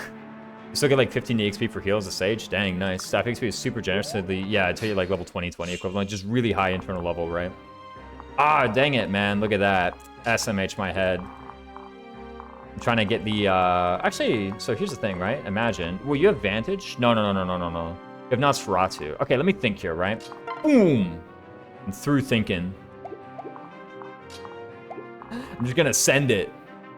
At this point, your Crom is going to hit 20 before second seal, so you'll have no trouble raising Frederick unless it trains herself. So like at this point, you're developing 3 competent carries who all interact with enemies differently. Yeah. I'm going to be in Cincinnati, visit friends starting next Thursday. Oh, nice. Cincinnati far away. I guess, like, you know, we're going to start narrowing down a range of where Cat lives. Maybe this isn't even, like, intrusive at all. Maybe Cat's just, like, posting where they live all the time on the internet anyway, right? A bow user would be good, but Chromic's a good one. Yeah, I'll get one. I'll get one anyway, right? So leveraging your growing gameplay experience and better units. Yeah, for sure. To be clear, I don't... actually, yeah. I was about to actually challenge the whole, like, my growing gameplay experience. I was about to challenge that, but actually, you're just totally right. I'm pretty open about living in... Hold on, is MN Maine or Minnesota? I actually forget. I always forget. Minnesota, gotcha. Yeah, all the M's is like, dude, there's too many M states, right? Some of y'all gotta rename. All right. There's like Mississippi and Missouri. Wait, Missouri is MO, right? That's not Montana. Montana is MT or MN. ME is Maine. Gotcha. Okay.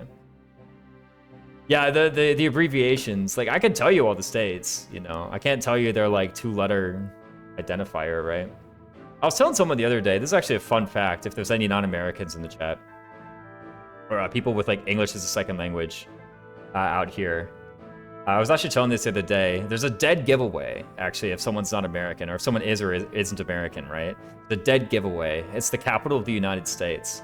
Every single American says it's DC. Every single non-American says the capital is Washington. Can you tell me all the state capitals? Nah, I can maybe give you like 15 of them. 15 or 20. Maybe I could, actually. I don't know. Maybe I could get like 25. Right? Over under 25 state capitals? Maybe. I'll probably remember a few of them.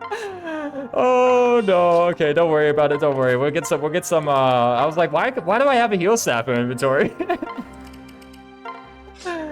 Oh man, oh man. Okay, there we go. Yeah, let's just use the heal staff. There we go. Much better. A level up on Maribel. Everyone's favorite. It works. Yeah. We just have several turns more. You're right. Yeah, I wasn't ready. Guys, you're not ready for this fumble. I wasn't ready either. No one was ready, least of all me. Okay, we have this really awkward thing where actually I don't know if we can like even safely get. No, we can totally safely get the sparkle tile, right? I mean, come on, we literally just walk down there and get the sparkle tile. Actually, is that even true? Oh, I need to have a certain positioning because wait, what's Alyssa's HP? 10? Sheesh, man. Actually, that's really bad. Yeah, so it looks like we can no longer safely get the sparkle tile, right? I guess if I sack someone, I can, but you know, I don't want to do that. I want to sack people later, not now. Look at this. We're one tile short. SMH my head. I guess I could like go. Dang, can't even do that. Ooh, I could go here. Invade Valadar North, kinda. I'm trying to find a way to do that while still like being in range of the sparkle tile, but like no. It actually just doesn't work. Thing is, okay, the reason it doesn't work is because there's crit, right?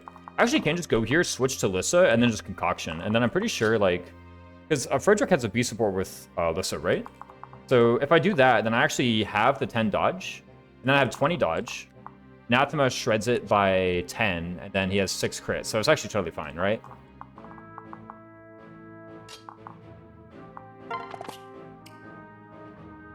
So next turn I should be fine. Like I need to concoction with Lissa, apparently, is what I need to do, right? But after I do that, then it's like just totally fine. Like I need to 1, 2, 3, 4, 5, 6, 7, and then concoction with Lissa. Everybody does that, and then everybody just runs away. What happens, right? Everybody just gets out of here. He's a sorcerer. Hold on, he has 6 move. Dang, this guy has 6 move actually. He's threatening. I mean, the thing is like if I fail to get the tile, then like whatever, I just come with the plan. Oh, he just runs that way. Okay, that's handy. I guess one of the issues with them running that way is I actually really wanted Frederick to be part of this killing strat. Is Awakening Lunatic Plus the hardest FE in your opinion? It's the hardest one I've played thus far. I have played FE12 Lunatic Reverse, which I think is the other candidate for it, but when I played FE12 Lunatic Reverse, I was just worse at Fire Emblem. And so I don't want to, like, I had a really hard time with FE12 Lunatic Reverse. Actually, I didn't even play Lunatic Reverse. I played Maniac. Okay, I played Maniac with no Rainbow Potion and no free reclassing. Right, I played like Fresh File Maniac or whatever. That was harder, but also I was worse at Fire Emblem. I'm gonna be real, that was harder than this stuff. Now I'm better at Fire Emblem and I have some difficulty, so probably this is the most difficult FE I've played thus far. If someone said this is the hardest, I wouldn't argue with them. Probably nor would most people, I think. See if we get support from the Sparkle tile. I managed some extra training. Lunatic Plus is the most fun for me. Best mode ever. Needs to return. Yeah, I know. It's been really good so far. Actually, imagine for a sec. Ooh, check him. Oh, no, we actually just die, don't we? 32, 27. No, we don't die. What am I talking about?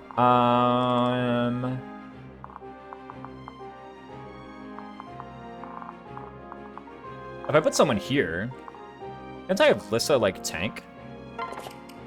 Right? Like, I can just swallow the concoction and Lissa tanks, doesn't she? I have 17 luck.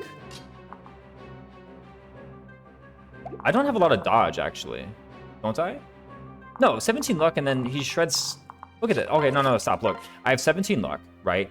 He shreds 10 of my sev, putting me down to 7 sev, and then he has, what's it called? I personally find 3 Houses Maddening harder. But also, I haven't sung 6,000 hours in 3 Houses Maddening. So far, this has been harder than my first playthrough of 3 Houses Maddening. And I was a lot worse at Fire Emblem my first playthrough of 3 Houses Maddening. Which is the easiest I've played? Like, the easiest Fire Emblem in general, or the easiest, hardest difficulty of a Fire Emblem game? Probably Path of Radiance hard. Oh, but what about Maniac mode? Whatever. It wasn't on my version of Path of Radiance, so I'm not counting it. Even, like, Sacred Stones. Maniac mode is also piss easy, says New Jersey. Dang, Maniac mode is piss easy. Piss easy. I don't know about that. I had a little bit of difficulty when I played on Maniac mode. Part of it was it didn't have a translated ROM, so I kept on getting my commands mixed up. I played more Awakening, I think, but Three Houses is like very clearly easier to me, but difficulty is very subjective. I mean, there are a lot of people who struggle with Three Houses, right? To be fair, I think the percentage of people who just struggle with Three Houses out the gate is a lot smaller than the percentage of people who struggle with Awakening Lunatic out the gate. Three Houses is harder for me? Really? Just because I don't like building for late game? Yeah, that's very strange, because I feel like Three Houses is the game where the need to build for late game is like much smaller, especially compared to Awakening. Like, actually, I like New Jersey, I'm not gonna lie, like Cat 1803, Septi, and Curry Massa have been in here like freaking like trying to like tearing their hair out over how little I've been preparing for like later on in the game, I feel. I think a couple people have said like this has got to be the experiment to see if my like ordinarily short-term focus, and ordinarily I have a very strong short-term focus. You can definitely get by without kid. Oh, I literally, I'm gonna be real. I have not thought even an ounce about child units so far. Not even a bit. But in Three Houses, I find myself thinking like a lot in the short term, like prodigiously in the short term. I feel like at this point, your long-term preps feel good. Well, yeah, my long-term preps feel good because I followed your advice and Master Sealed Lissa, right?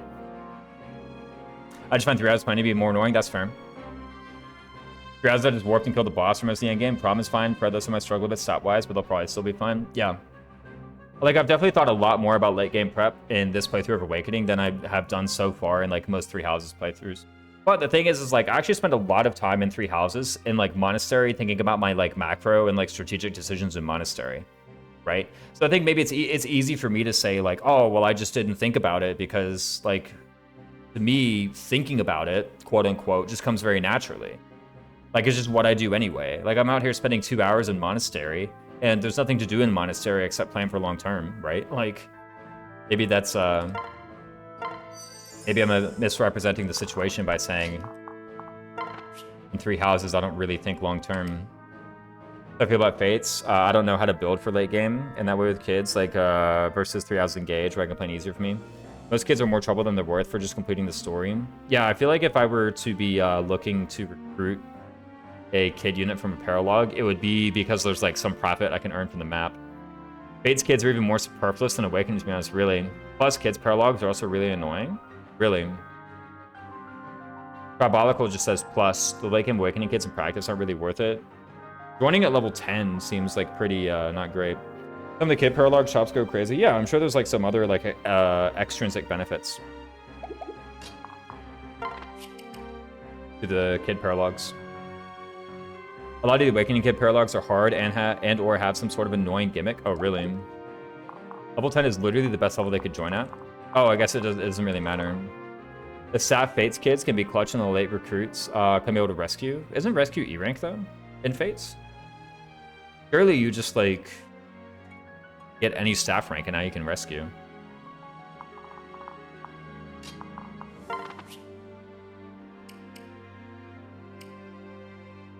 And Trap is the better late game kid staff to use, I see.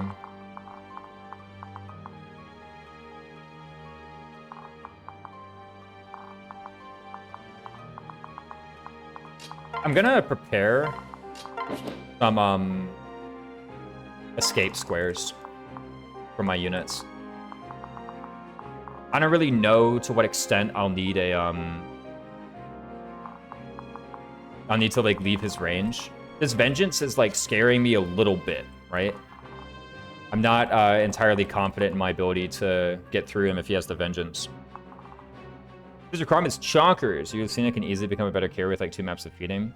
Okay, as far as like the kid units go, I said I haven't thought an ounce about kid units, but that's because I forgot about Lucina. Lucina to me doesn't feel like a kid unit. Like, yeah, she's a kid unit, but like she doesn't really feel like it because I have to do a paralog. But I've thought a little bit about Lucina and how a lot of the investment I've done thus far is actually setting me up for success with the Lucina, perhaps. But Inheritance makes it so they're more like level 10s, level 25 stats, but like paralogs of any sort of way stronger than that. She's pretty hilarious, yeah. Lucina's a different breed of kid. Yeah, she's just different, right? Like very qualitatively. You can have both Super Prom and Super Lucina. In Awakening, I felt kids were sort of needed, whereas in Fates, not really. On which difficulty you're talking about, True to Fruit? I think like kids have, maybe if you're doing like Apotheosis, I will say everyone I've seen doing an Apotheosis stream has several kid units developed. So, like, I don't know if that's because they have, like, a better top end or what. Like, I just don't know.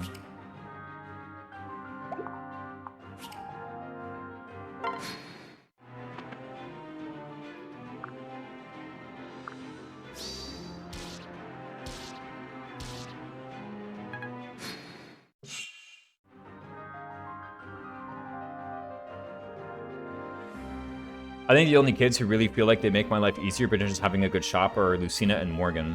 Like, strategically speaking. Everyone else, if you're getting them, it's just, like, as a hobby, right? I guess. I just get kid units because of high man and find getting them to be fun. There you go. Yeah. Slightly better caps, and it's easier getting multiple advanced class skills onto them. I see. I wonder if this Marth girl would be good. Yeah, because see, like, looking at it now, what I actually want to do, like, I want to leave with Rickon, for example. And now I kind of want to leave the range with these two. So I'm going to transfer. Air up, just like that. Right?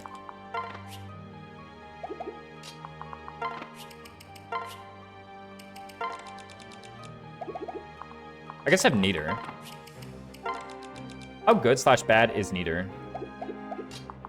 I guess it exists. I have freaking heal touch, right? So, like, how bad can it be?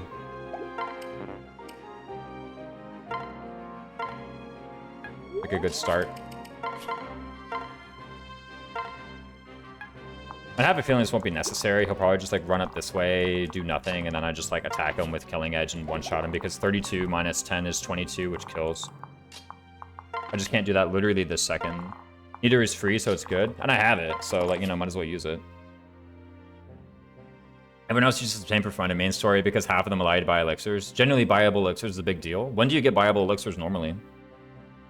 The game checks in proc rate order from worst to best, and Luna Plus is always 100%, so it's dead last priority for the check. Wait, what? What do you mean? It checks Vengeance first. Okay. How does Vengeance work with Luna? Does the proc rate for Vengeance go first? From worst to best, what? It checks Vengeance first. Neither is very bad. It's EXP. I mean, like, I have it, so I might as well. And I healed Crom to full anyway. Chapter 23 with no kids. Dang, it's, like, rather far in. Like, I feel like after chapter 23, that's, like, the chapter where I would want the elixir, right? Like, you know, that chapter kind of has a lot going on. Yo, they drop a heal staff, actually. That's kind of cool. Here he comes. Oh, no. Tina, get down. Oh, sorry, Marth, get down. Okay, I just killed this guy, right? There's something, like, complicated or goofy that happens, I'm pretty sure. Yeah, I think this is just a very straightforward kill. Bam, easy, right? Yeah. I guess, like, I could earn more EXP with this Neater.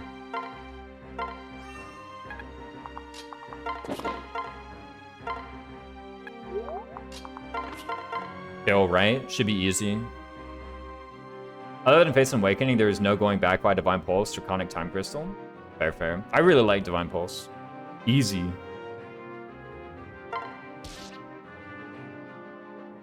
I summoned this chapter of Valadar proc Vengeance led by Super Sumia with 1 HP. Holy. Well, that means he didn't kill, right? Yo, 82 XP. Nice. Put the healing convoy. Then heal the convoy, sure. I guess I spent the Tiki tier, but, you know, whatever. Who needs the Tiki tier anymore, right? Thank the gods you're safe. Last time I did this, I forgot to check for Earth that died. Yeah, only HP that matters is the last one. I don't know. If you have Vengeance, a lot of them matter. Right? Make Tiki cry and you get infinite Tiki tiers? Exactly. Where is Tiki right now anyway? Oh, I get Magic and Resistance Tonics. You tend to give yourself manual rewind if you're playing casual because battle saves? Oh, really? Next map, lots of Wyverns. What does that mean? It means Worm's Lair. Oh, or Wind Tome, yeah. Yo, A support with Shamir? Karami XP stonks? Wait, yeah. Oh my god, I got an A support with Shamir too. Lances and Axes kept around here. I don't know what that's. I thought the support was over, but I guess like only Crom spoke, so yeah. Listen, Maribel, pretty good. There's -1 unit support today? Yeah, just Muriel. Just Muriel. New events have occurred. Let's open up this event. Longku. Oh, sorry, this is Frederick. What's gone into me today? I feel as if I could protect the realm single-handed. I was ready for, like, speed defense, man. Jock stick time, I guess. More hit on Frederick. Yeah. I haven't seen him with under 100 hit in a long time, though. Magic is everything. True. That's Nufta. There we go. You really are from Minnesota. I've only heard Minnesota and say Ufta. Who the heck is calling me now? Another scammer? Yeah, suspected scam caller. Go ahead and put that away. Again, they would email me if it was important, or they would leave a voicemail. And I haven't been given a voicemail. I think it's just the scammers who want me to do. Right?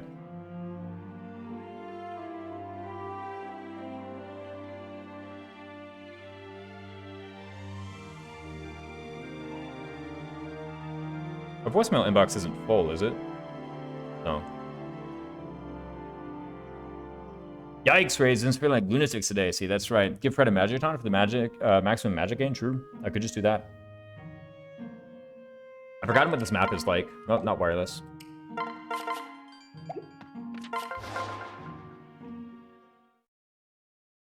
Plus 0 units? Yeah. Net 0. We replaced Muriel with Pan. I think that's worth it. Oh, right. There's just a bunch of dudes. Are we at Wyvern one-shot with Falchion level or no? The answer is no, right? So it's 15 plus 15 plus 3 plus 1. So we're at 34 so far.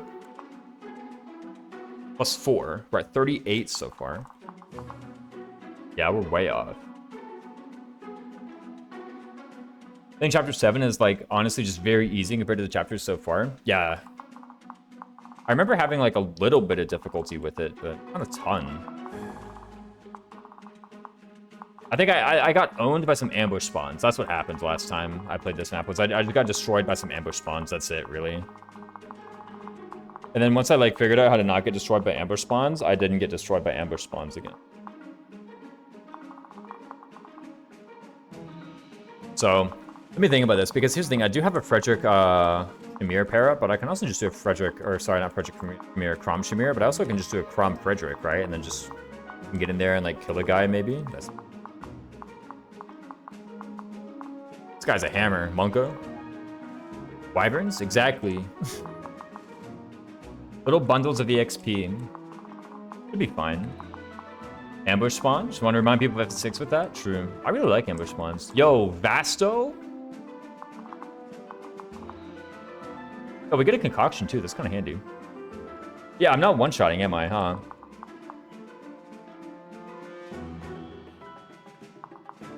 Actually, imagine with a Frederick pair up. Go one-shot with a Frederick pair up. I just need to know. Maybe I need a tonic.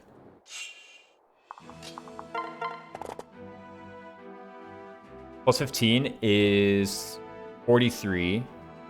Plus a tonic is 45. 46, actually, with weapon triangle. Oh! Dang. If you clear this chapter too slow, you get massively punished by this terrible unit forcibly joining your army. Oh, if you win in too few turns, Cordelia never joins. Fred Gore pair up? Yeah, exactly. Never middle row of enemies had counter in unfortunate places where you get wyverns to counter plus the shield skill, but overall's the tamest. Cordelia hate. That's right. I mean, apparently there's one shots with a tonic, right? Doesn't it one shot with a tonic? No, wait, it's plus 10. It's 38. I added 15 to the attack stat. Does Vake let him one-hit KO? No way. I actually just miscalculated because it's 38, and then weapon triangle is 39, then with tonic is 41. Cordelia joins at the end of the map if you win the chapter in 2 turns. What about in 1 turn?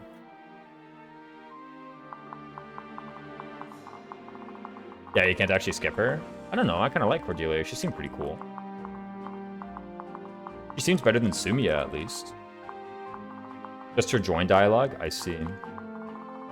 She just, like, sneaks into the army. She's there in your thing. 2 turns or fewer. There you go. Also, the only reason to avoid counter. What if I just didn't kill with counter? Move the mouse cursor? Sure. There is such a thing as 0-turning maps. I did that to most of the paralogs, yeah.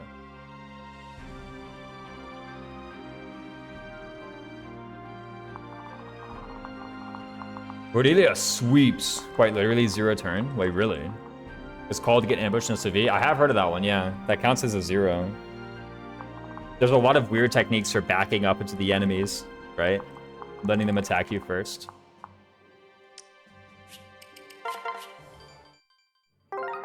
When I play Lunatic, I'm getting with her for an Uber charged Severa. Holy. I do think I need to buy some tonics, though. In order to buy some tonics, I need to manipulate my computer system clock. Hopefully this doesn't do something crazy on the stream, right? Thankfully, Severa exists. Cordelia's stats are just, like, very bad. Yeah, but she's, like, fair level, isn't she?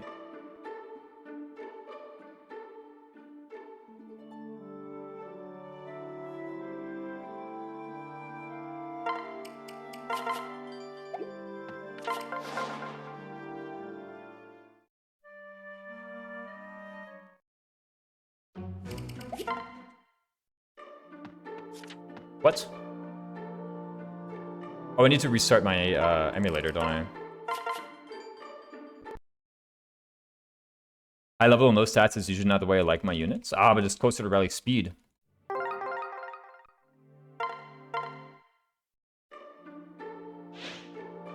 Wait, we're going the wrong way. Want to go down, not up.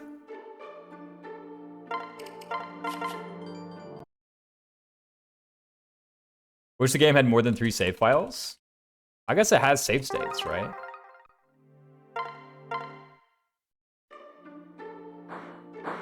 Okay, there we go. The right way. What can I fix you with?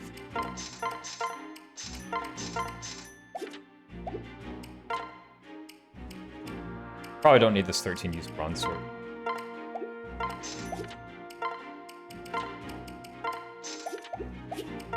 Okay, what's today's actual date? It's the 16th, right? Yeah, because it's Tuesday.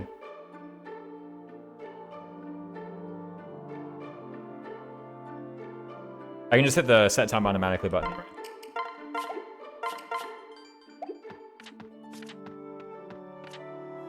There we go. Fixing one more strength defense on top of extra strength is a lot easier than fixing all of strength defense speed. Yeah, I can tell. So the thing is, I can just use Worm's Lair, right? I'm pretty sure. Let me find the countermen. The countermen's. The counter fellows. Ah, dang, there's actually a lot of them with counter now, isn't there? Making life really difficult, man. Look at these counters. Sheesh. Even the boss has counter. That's actually really bad. Dang, man.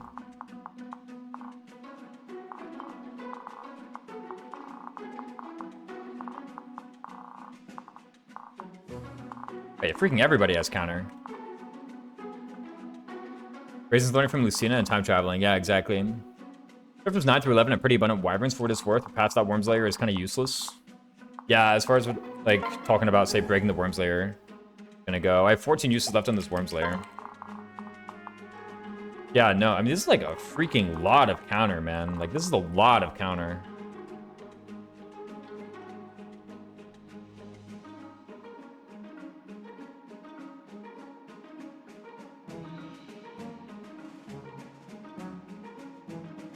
Prime is inching closer and closer to Falchion just doing it, though. Yeah. With the Frederick pair up. I remember it being like a bit... Yeah, it's like a bit off with this Frederick pair up, right? Worm's Lair is useful in Paralog 12 if you still have charges of it. I have no idea what Paralog 12 is. I have no idea what the Paralog numbers are. Jerome? No way. Morgan. Oh, Morgan, okay. Use Worm's Lair until we level some strength. He's just got it. Yeah. Yeah, Morgan's does. I recall that being the case. Yeah. Take a look here. Encounter. Sheesh. Thing is, we have like you. We have you. We got all these jokers with like counter here, counter there.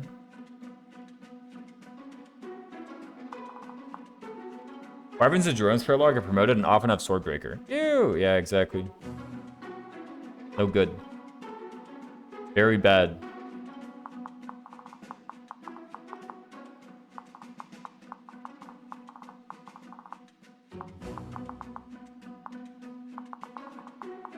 And then, of course, these guys could appear. I guess, like, if the Wyverns appear, If they have exactly Pavis counter, then I get owned. If they have something easier than that, it's like totally fun. So what if, here's the plan. What if I just deployed like Crom and Frederick only and then just like sat on this forest, right? Imagine I did that. Which you could use the one true legendary weapon for those? Yeah, the actual, right? Elwind's +5. Ooh, true. This is a very inconvenient amount of counter, I gotta say. Very inconvenient. I'm actually quite upset at the amount of counter that's been rolled. This is the first time that I've loaded into a chapter and seen enemy stat rolls and then been like tempted to reset enemy stat rolls. I won't lie. Like, dude, what?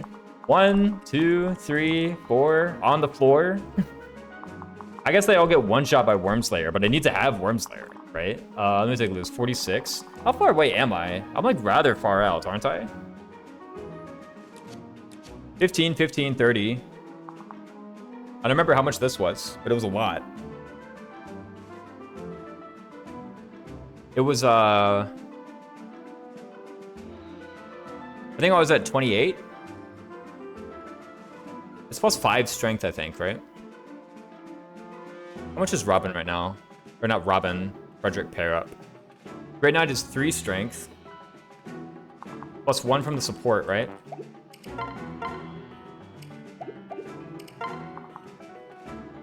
+1 from just being 19 strength. Can Lissa one-hit KO? Last time I did Jerome's Paralog, I had a Super Sumia with cap strength with a Gradivu. She one KO non-pav as Wyvern Lords, which I found very funny. Nice. That Forge Wind looking stonks. Let's take a look at this. So we have Forge Wind. An extra 12, or an extra 8 rather. I'm at 29. 29 minus that. She doesn't one-hit KO. She's rather far from it, actually. Rather far.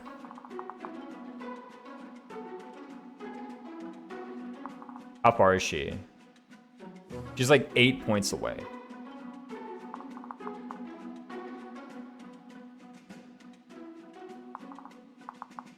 So 28 damage. Yeah, she's like 8 points away.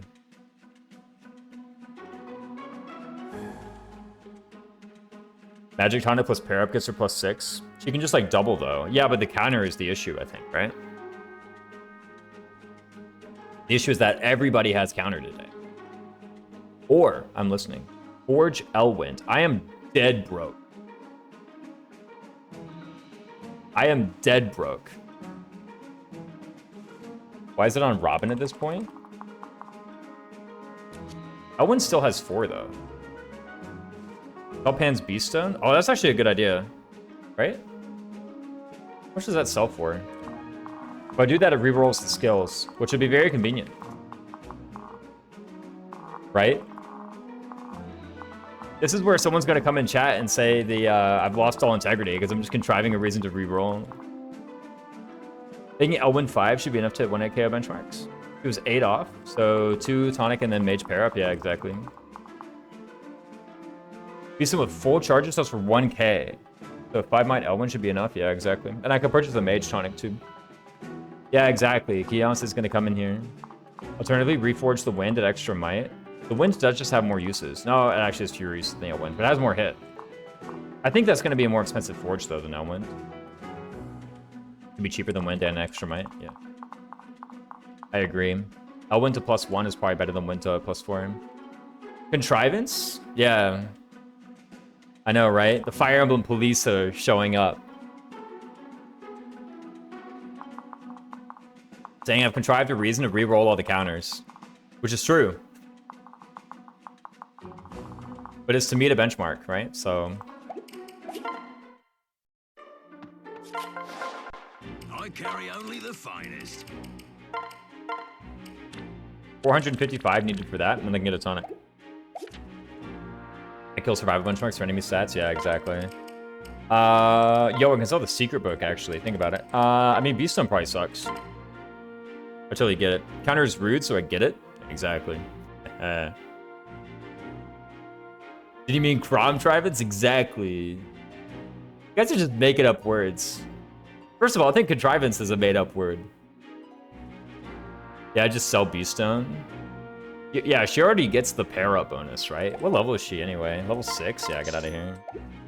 Oh, she has a concoction. I totally forgot to trade her concoction over to someone. Right? I'm not gonna do the barracks events because the time travel for barracks events, that feels like too much. I'm gonna be real. Beeson would be my first choice for a sell, but it is an option. Too late. What can I fix you with?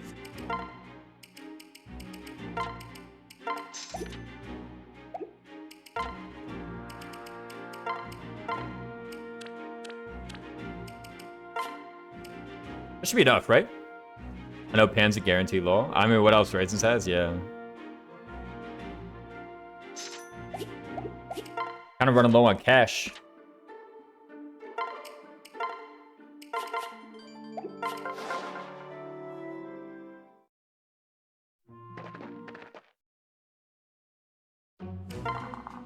Okay, so apparently with the Rick and pair up, suppose, right?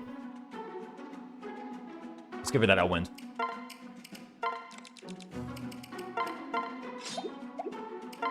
Okay, so we have the Elwind. Oh, it's not equipped.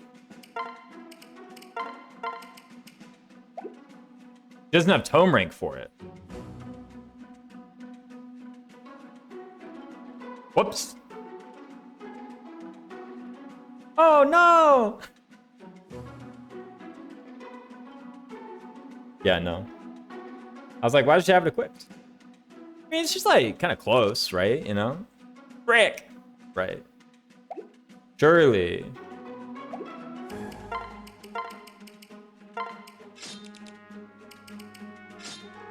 Surely. You can figure this one out, right?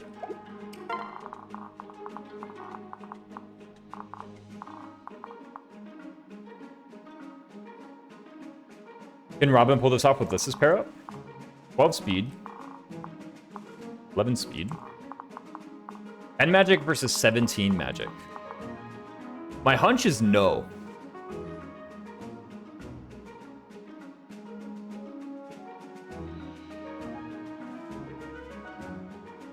Supported Sage with 10 magic. Could be a pretty huge pair up. Considering we were talking about Lissa with the mage pair, time for Anna Paralog to get the rank. Robin has 10 magic, yeah?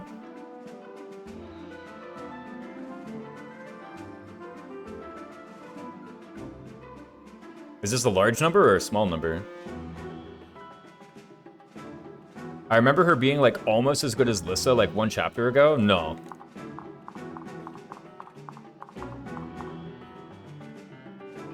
Robin always sucked.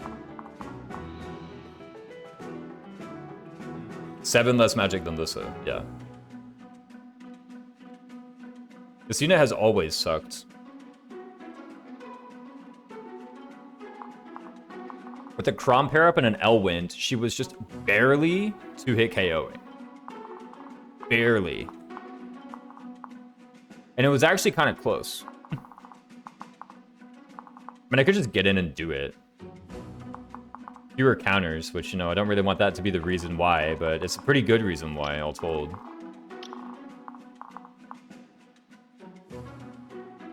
WTF, Robin sucks. Yeah, I just weapon right train Lissa, I guess. On the map or on a paralog? There's an Aegis guy here. Robin, one of your top 2 units in the prologue chapter? What happened to Frederick and Crom and Lissa?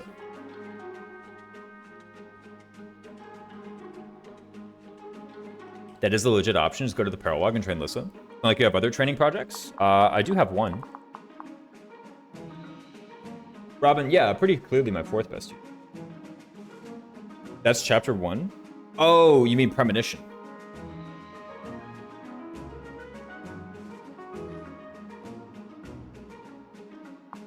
Worst case, just have Freddy EXP2. Yeah, Quentin, I think you're thinking of Premonition. There is a prologue, and then chapter 1 is the one in like the Burning Forest with Virion and Sully. Paralogs mean EXP for Fred and Lissa stocks? True.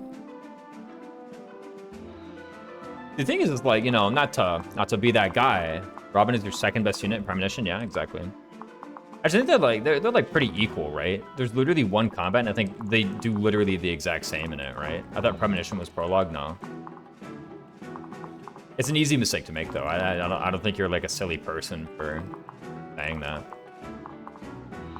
You know? But I'll still make fun of you for being wrong. No, I'm kidding. I'm kidding. Got it. You had better be exact in this chat. Heaven forbid anyone who ain't. No, I'm kidding. Robin's like very clear, but wait, Robin doesn't win around KO? What?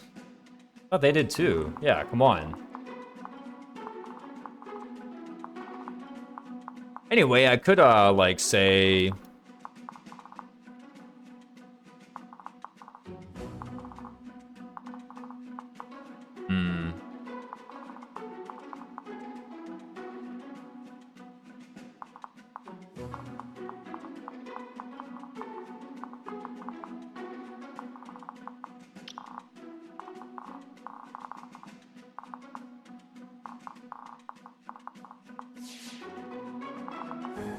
What about Crom here? The Hawkeye, there's a Luna. Abyss, there's a Hawkeye, but you don't, like, damage Crom, right? Well, you kind of do, because don't forget, Crom doesn't have that insane +4, right? If Crom had a Forest, I'd be a lot more excited to do that. I think just, like, running here with Falchion equipped. And just, like, hitting from this tile or whatever. It fights this guy and this guy. It doesn't fight this one. So I could put, like, Lissa here, or maybe even Lissa, like, You don't have pass either, right? And they apparently have a movement restriction through here.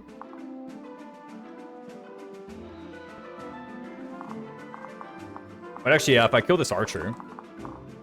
I can have Lissa kill this guy. There's a counter here, though, huh? Like, that is the issue, is that they just have counter. It's not even very good anyway, because this guy has Aegis.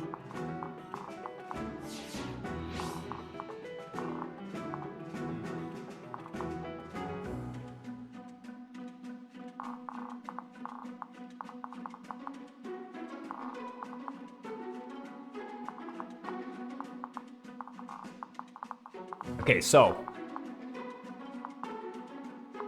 Rickon pairing into Lissa, Pan pairing into Frederick, and Shamir pairing into Crom is like a pretty decent trio of units. However, this like Crom-Frederick pair-up is also pretty freaking sweet, don't you think? Just a lot of stats on Crom. To be fair, so is Shamir. You know, that is strength, magic, skill, speed, defense, res. 1 defense, sure.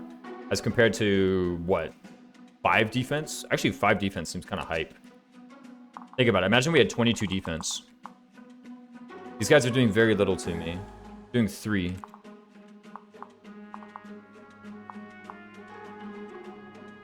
Ah, this hammer guy exists, though. That's so much damage to take. Like, this counter hammer guy is actually a real, like, threat. I guess I could go here with Wormslayer, kill this guy with Wormslayer. We fight this guy, and we fight this guy, both with Wormslayer. And then there's like 6 uses of Wormslayer gone to kill 1 Wyvern. I don't know how much strength we earned through that process, but, you know, I'm not really in love with that plan. I do frankly want to complete this chapter and the next as quickly as possible just to get a second seal. Like, that really is just what I want most, is the second seal. If I get that, a lot of my issues go away. Guide the raid to Avale? For sure. I'll do that whenever it comes time. It was cool to have you in stream, by the way, Avale. What are you going to be playing today, actually? Let me know.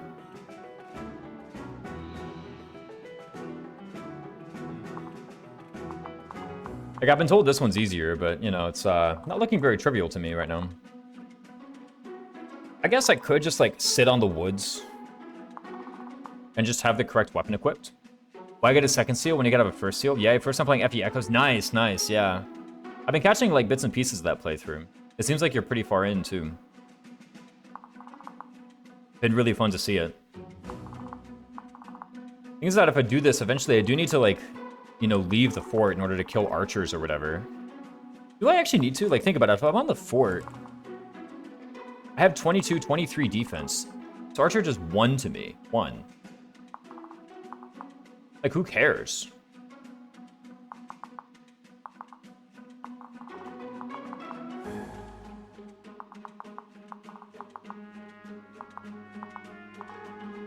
Like, there's this guy, and it's kind of like a threat, but, you know. I could also just switch to Frederick and, like, hand axe some guys for a turn or so. Like, if this guy's actually a danger, then just, like, switch to Frederick. I could also back up 1 tile. The archer will move up. I go up here, and then I kill the archer. Or just switch to Frederick and hand axe. That seems like a fine way to do it. One of the issues is that going here on turn 1 doesn't actually, like, really kill that many enemies.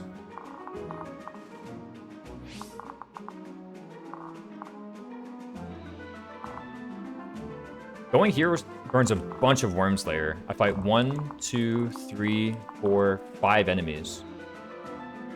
That's 6 plus 2. That's 8 uses of Wormslayer gone. And then I have 6 left.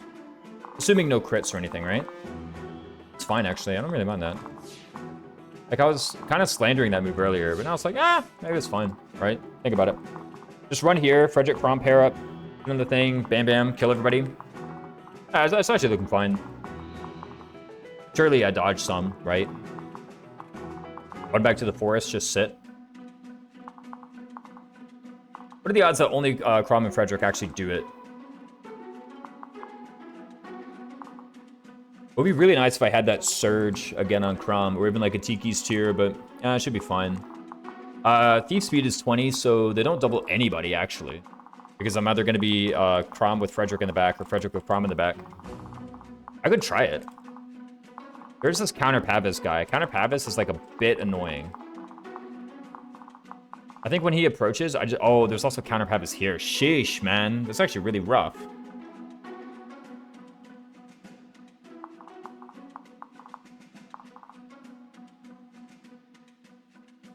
Like, Counter Pavis and freaking 48 HP. I think I, like, legit need a tome deployed for that. One thing I could do is I could, like, have Sumia and Robin be up here or so, right? Like, I could deploy Sumia and Robin, or like Sumia and Lissa, actually, I think would be better. I could do, like, Sumia and Lissa up here. Maybe Robin deployed as well, so that, like, on turn 2, I could just, like, pair Robin into Cordelia. Or turn 3, rather. I can just pair Robin into Cordelia, and then, like, we just run up here. Surely this little strike force should be able to jump down from time to time and get some work done. Seems okay. So basically it's going to be a Crom Frederick pair up, like soloing everything for a bit. I do want to be here so that I kill this guy. You'll probably just move to the closest enemy, which will be this guy here.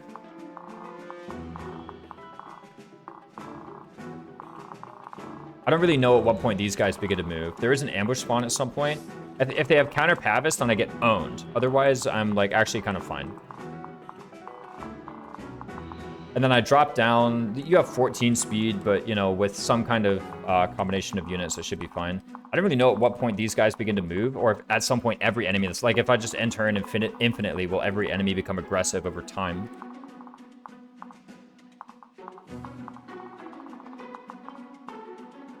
But it seems like a fine first attempt. So I want a Strength Defense Sonic Crom, Strength Defense Sonic Frederick, Magic Tonic Lissa. What I want to do.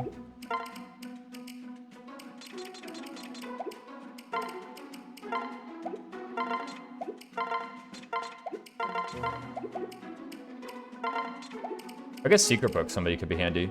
Be cool. I don't really see anybody who like strongly profits from the Secret Book yet, however. Let me deposit Meter and withdraw Mend. Magic Tonic? Magic Tonic, people.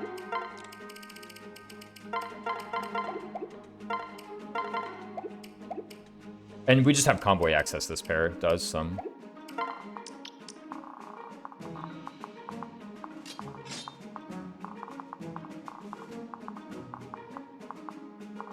I don't yet know how these units are going to survive, but surely it couldn't be too hard. I think maybe Shamir is like the more vulnerable unit. I think Shamir maybe needs to pair into Sumia and be flown away. Meanwhile, I think Lissa, just with like more HP, I guess it's the same amount, but Lissa also has more speed. Can afford to be on the ground for a bit. Also, she does have the rescue staff, so, you know, it's kind of handy. Speaking of the rescue staff, I think I would like to trade this 2-use rescue with the 5-use rescue. Just have more rescue.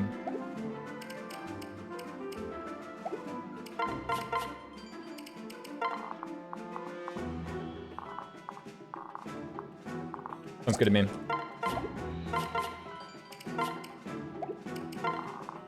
Alternatively,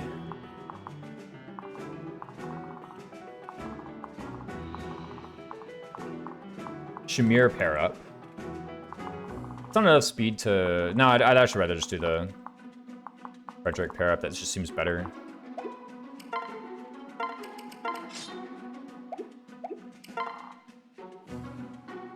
$31 and 4. Sheesh, man. Pushes so much. Make sure I have the Iron Axe equipped. I'd like some Axe rank. I guess Sword is actually technically best. Like, Iron Sword is the best dual striking weapon.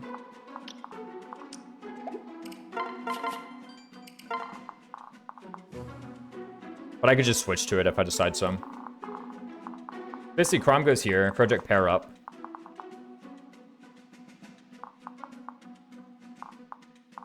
Lissa remains on the ground. Shamir and Sumia kind of like escape temporarily. Double cursors. Oh, my bad. Oh, wow. I saw the thing. My bad. Didn't realize that was still on the screen from yesterday. Nobody removed it. I guess someone did remove it, but I thought it was my regular mouse cursor. There we go. Finally. Yeah, I didn't mean to have that. We can get rid of this. Okay, what's now? So, yeah, seems right to me. I just killed 2 wyverns. Make a lot of room. End up killing a couple guys and should be alright. I could even, like, retreat and, it depends on whether or not this guy moves turn 1. Right, I could, like, retreat to here and have a hand axe equipped or some. Or...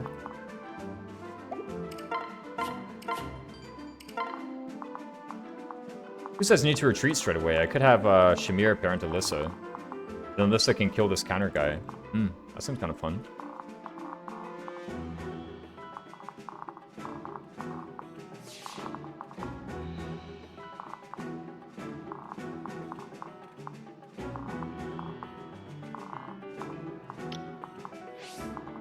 Give this a go.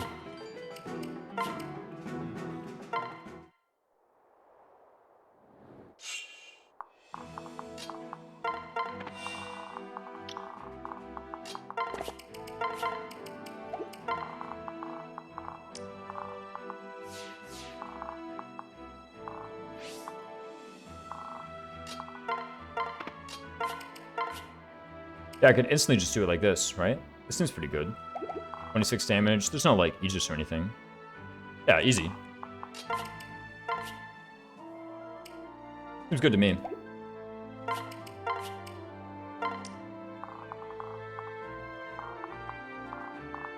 This kills the archer, too. Gives us a lot of room.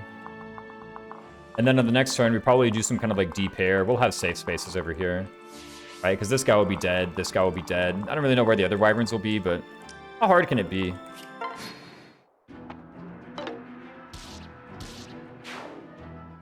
Okay, spending some Wormslayer, of course. Oh, right, he has Pass. That might have been an Elwind. Whoops. Nice one. Thanks, Frederick. You're spending a lot of Wormslayer here, though, unfortunately. Holy crap, Crom. Okay, no double, that's fine. No, plus strength kind of sucks, because plus strength is helping us get to that threshold. Yeah, exactly. Okay, so now let's take a look here at this, right? I do have a concoction, which is nice. Let's see here. You don't have, like, counter or nothing, right? You do, of course. That's, like, the issue. You didn't move, though. It's actually kind of handy. Right? You have Hawkeye Vantage. How much damage are you doing? 3? Literally, who cares, bro? This guy's the real threat, though. I'm actually, like, super scared of him. Legit.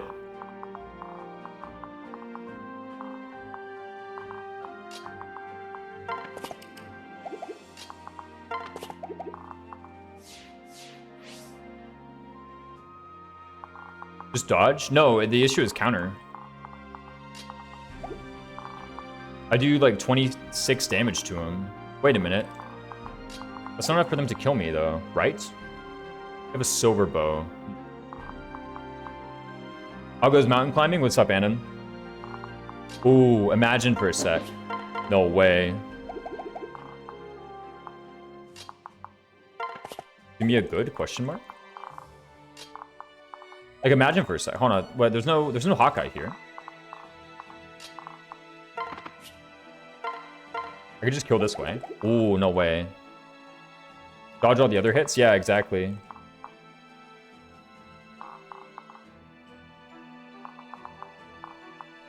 These guys are actually just super inaccurate.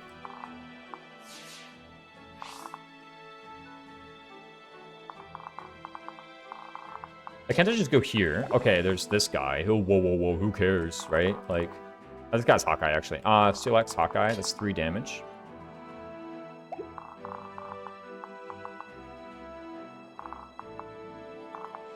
Also, I'm pretty sure this guy doesn't actually kill Lissa.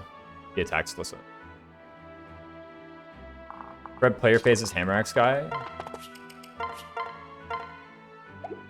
It doesn't kill for 1. And I did tonic.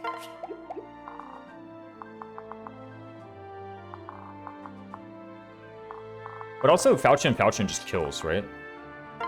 That's the other thing, is that Falchion just kills. I have a lot of HP, actually. So if I go and I HP, and I Vulm, right? I forgot there's a hammer guy there. Is that he has counter. The hammer is actually very beneficial because the hit rate's garbage, right? Like, this is actually really nice that it's a hammer. What I'm thinking about doing is just sitting on a forest, and how much damage would do to that guy? 30. It's actually 31 because of weapon triangle, right? 31 minus 5 is 26.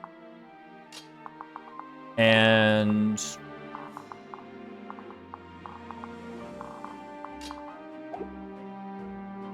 I have 9 HP remaining. So as long as you... Oh, you don't actually have Hawkeye. So if I go on here, like, the archer has prescience. No, the archer doesn't even have prescience. Can I just go here and Vulm? Meanwhile, I go here. I don't get doubled by the thief, right? I just kill him on the counterattack.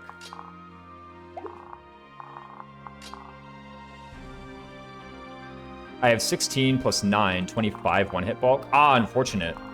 Dang, man. What's my defense tonic on Lissa? What about Shamir? Shamir gets doubled. Ah, but I could just... Oh, wait. That's the real issue. Dang it, man. Freaking Lissa. Too low on HP. Where's Maribel? I guess I could, like, literally see with my own eyes how much damage they do. I mean, yeah, 16. It's perfect lethal. Oh, wait, no. I still have this. Aha. That's really the answer. So I go here. I kill that wyvern. Jimmy kills this thief. Trust me, bro, right? How does that work? Trust me. I guess I could just try it first, right? What's wrong with it? Wait, this is actually better, right? It's more hit rate. I have the support bonus. So just try this first. There's no consequence to failure. I'm left in a difficult position, but it's no more or less difficult than the one I'm currently in. Javelin at better odds to kill. Yeah, as soon as I, like, tried it, I was like, wait, yeah, slightly better odds. Oh, there's a dual strike chance too, right? Like, you know, there's a lot of different ways to do it. It's way better, yeah. We could try this first. And to kill, and to go east and Vuln.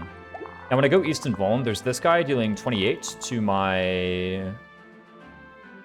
4, so you could do 4, putting me down to 31. You're never hitting me. I'm just gonna say right now, you are never hitting me. You could hit for 3, I'm pretty sure is the answer. So 4, 3, 7, 35 minus 7 is 28. And I do 26 damage to you, I think, so it's totally fine. Nice. Go Javelin. Yo, 70 EXP on Sumia for that kill, not too bad. Holy, every stat. This just kills. Very simple, right? There's no, you just... See ya. You got a concoction? Yeah. Send the 3's concoction to convoy, right? And then just use a Vuln. This is looking pretty good so far, right? There's no goofy counter here. Very likely to end with a lot of dead enemies this turn. That's all of them. Boom! Ouch! Easy. I think he has the hand axe equipped. That was a mistake. Yeah, I think I might have just spent 2 uses of hand axe there. Then checking a combat forecast equips that weapon, or puts it just off in the inventory. Legions are here as well. Nice dialogue. Yeah, what's that? Yeah, dang it, that was hand axe. Man, oh man. Okay, what are the reinforcements? I know that there's some reinforcements on this map. Let me take a look at them. Fire Emblem. What is this, chapter 7?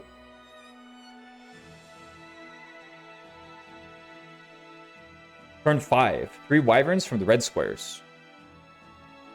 Well, this is turn 3, so I've got a long time until that. Huh. Okay, any counter here. There's you.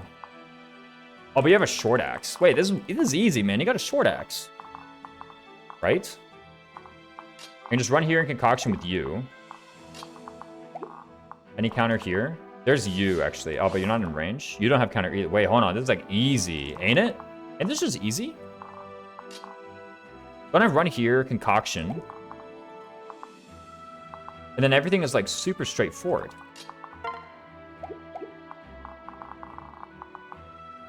It's not even any Hawkeye pluses, man. Look at these skills. These skills are easy. Oh my gosh, man.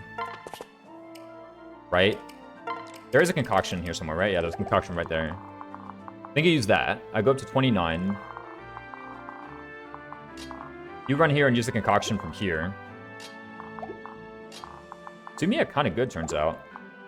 You will kill this guy, I think. Yeah.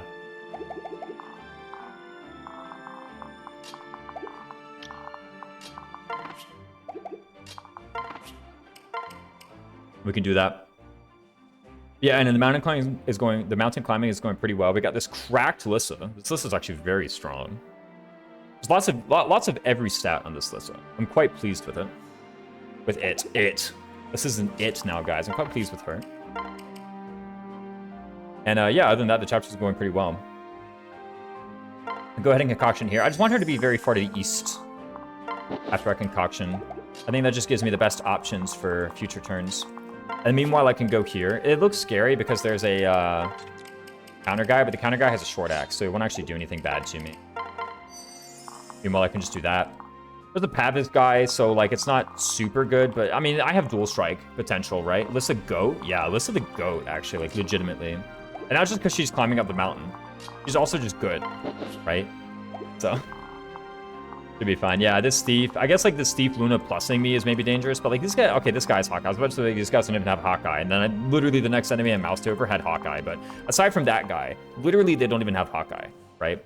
I can just Wormslayer to kill this guy. I have, what, 7 uses of Wormslayer remaining, so it should be good. I don't know at what point the boss moves, if the boss moves. I haven't even picked up any Sparkle tiles either.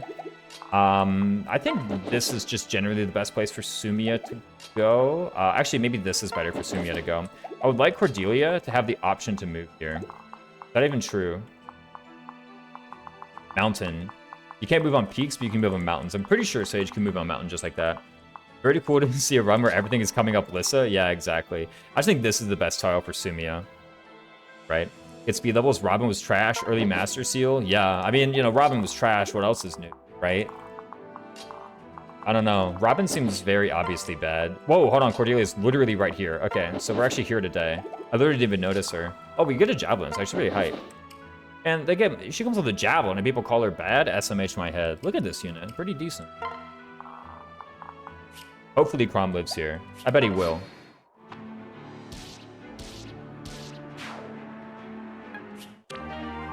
dual bow.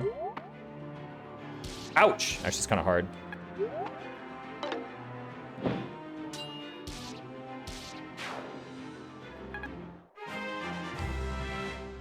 Like Cordelia and Cordelia, basically same stats, but Cordelia is several levels higher. I like that too.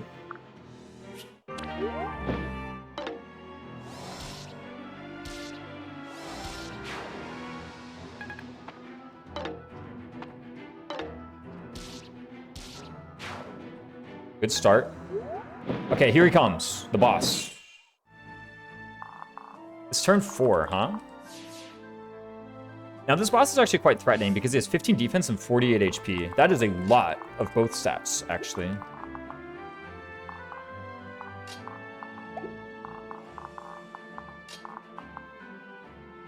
Cordelia sucks? What? Again, really all I want from a flyer is that they promote quickly. I don't see how this whole Cordelia sucks comes in here, because then I'm closer to rally speed.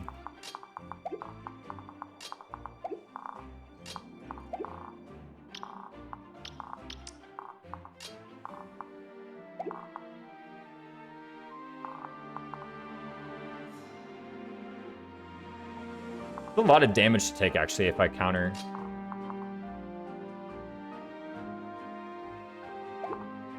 Like, isn't this counter path is actually, like, kind of deadly?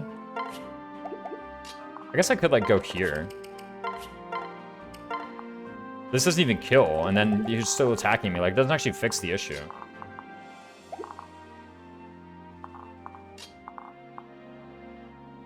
How much damage do I actually deal to him? With Worm's Lair. Let's take a peek. Okay, so Worm's Lair, I do an extra 16, so that's 49. Right? Plus 1 from the weapon triangle, that's 50. 50 minus 10 is 40. Harvest is 20, and then I counter and deal 20 to myself. Now, how bad is that? Well, the Thief does like 12 to me, right? With effort, Sumia promotes first if she joins early enough to actually be level 10? Whoa. Oh, true, actually. You got a point. There's no, like, Hawkeye here. I didn't really check to see how much hit rate these guys have. I really should have just turned on the animations for it. But I could, oh, I can literally just go here to check. Wow, 9%. Oh, also he does 0 damage, so actually it doesn't even matter. Right? This is pretty fine. Also, I have a chance to crit, right? Do I have a chance to... I don't really have a chance to crit, I'm gonna be real. Yeah, I actually have no chance to crit. I was lying. I was just telling a complete fib. Any of these jokers have pass? No. This guy has a index, though. One thing I could actually do...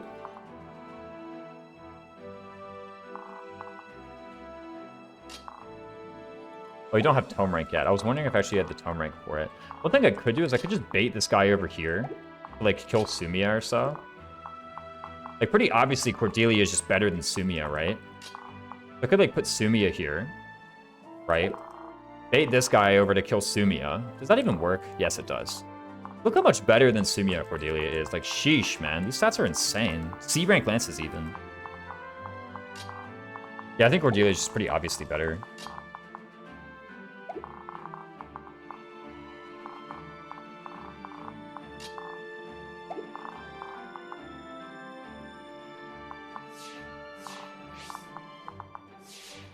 Seems like very clear to me that that's the case. Could go here as well. Half the numbers don't even change. Yeah, but the ones that do are larger. The Sumia slander today? Literally name one thing about Sumia that's better than Cordelia. One thing. Strength, lower. Skill, lower. Speed, same. Res, lower. Defense, lower. HP, lower. Sumia exists and marries Chrom. That's a downside. I want Shamir to marry Chrom. This Sumia has gained 1 level. Is that supposed to be like a good... I guess that is a number that's large. Like, Cordelia has not yet gained 1 level. Right? I guess Sumia actually does have slightly better support. So look at that. She has C. Chrom, C. Frederick. That's right. She does, matter of fact, have that. That is one thing that's better. Other than that, this Sumia, like, kind of sucks.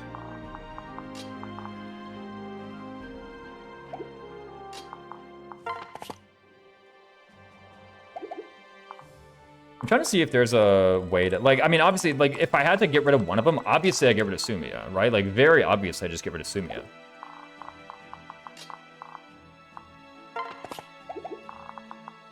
And I keep Cordelia. Cordelia looks just, like, way better in every way. Get ready for Raisins Cordelia to be super good. He was, like, not super great on my Lunatic playthrough, I remember.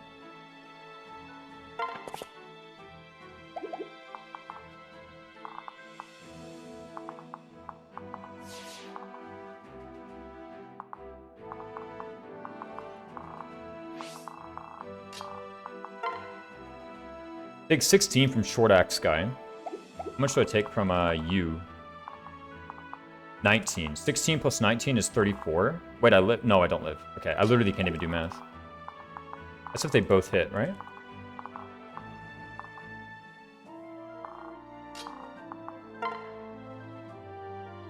We're going to the forest. How is it? Oh, once again, forgetting to defense tonic. Are the ambush spawns this turn? Next turn. Turn 4. WOD says turn 5 is when the ambush spawns arrive.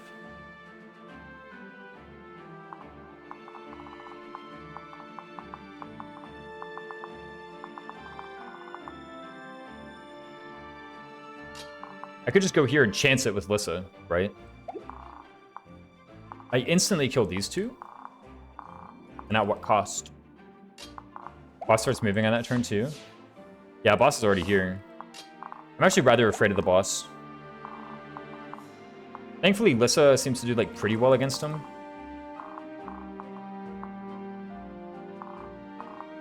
If you aggro him or the last two wyverns. Like, the main thing is I just want Lissa to be in position to attack this boss next turn, and I want her to have HP. I have returned. What's up? Thing is, if I go here, we also just kill this guy, right? Like, doesn't Wormslayer or Crom just kill this guy? But I would like for this guy and this guy to both be dead. That would be rather handy if they were both dead.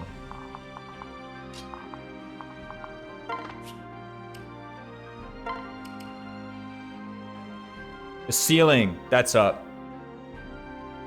Yeah, Lissa just, like, kills the boss. Exactly. The issue is the short axe plus steel axe combo. It's a bit threatening. 36 plus whatever that is. Plus the chance to no miracle and then the chance to no dual guard. I think it's actually kind of fine though. I don't mind shipping it. It's so favorable. Although to be fair, these enemy skill rolls are rather favorable. Maybe I want to keep the skill rolls. Not be though. I'm forward short to be up. Dang, Cat is not up. Are you sure Cat is not up? What if Cat were up? Think about it. Another thing I could do is I could actually just say I'm fine with this guy still being alive. Not really, I kind of want him dead. Like, I got a not Miracle. I got a not Dual Guard with Shamir ever. Oh, you have Elwyn equipped this whole time, Monka. Fix that. That is not what I wanted.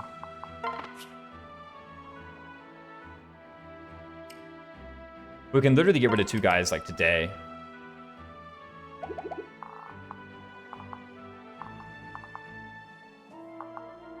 Good day, everyone. What's up, Raku _? The thing is, actually, how dire is the situation? Do I really need to be making such plays?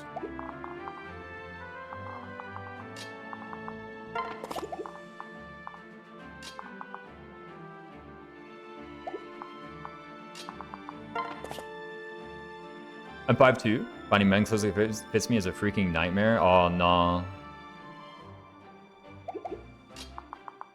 Yeah, I wouldn't know how that problem is, actually. Like, do you have to go to, like, a specialty store, or do you just try and get lucky?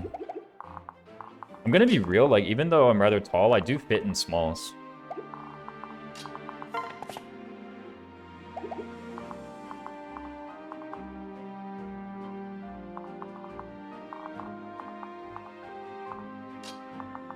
Mostly because I think with men's clothing, as the size goes up, it's that you get larger, not taller, right? I have to order online. I probably should just be doing that, honestly, for most of my clothes.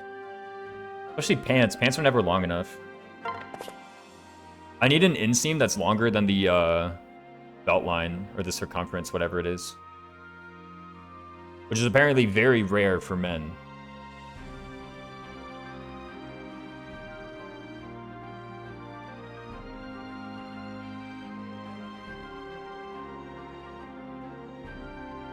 What am I doing? I'm like 100 pounds at 5'9". Sheesh. Impossible to find clothes. Yeah, no. How do you even do that? And the thing is too, like I need an inseam that's longer than my belt line, and by like a lot. I think I wear like 30, 34.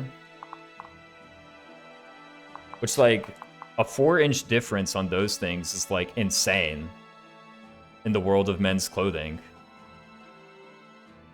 Like, much less the inseam being longer than the circumference. Like, seriously? Like, most men's clothing, the circumference is like several inches longer than the inseam, and I'm going the other way. Rather tricky. I should just order online. Anyway, sacking the Sumiya seems like kind of fine. Like, obviously very good. Mostly because I just don't want this counter guy, like, attacking me ever.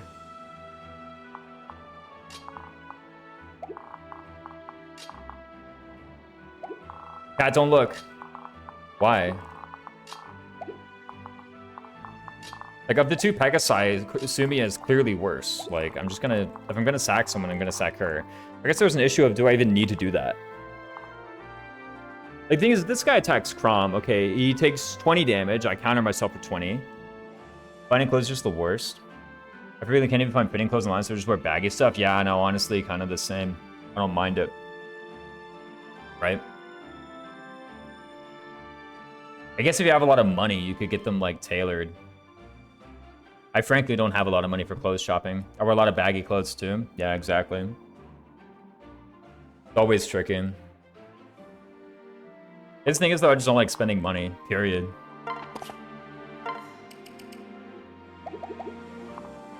How much was this guy doing to me? I could just do the math again, right? My defense gets halved. I go down to 12 defense.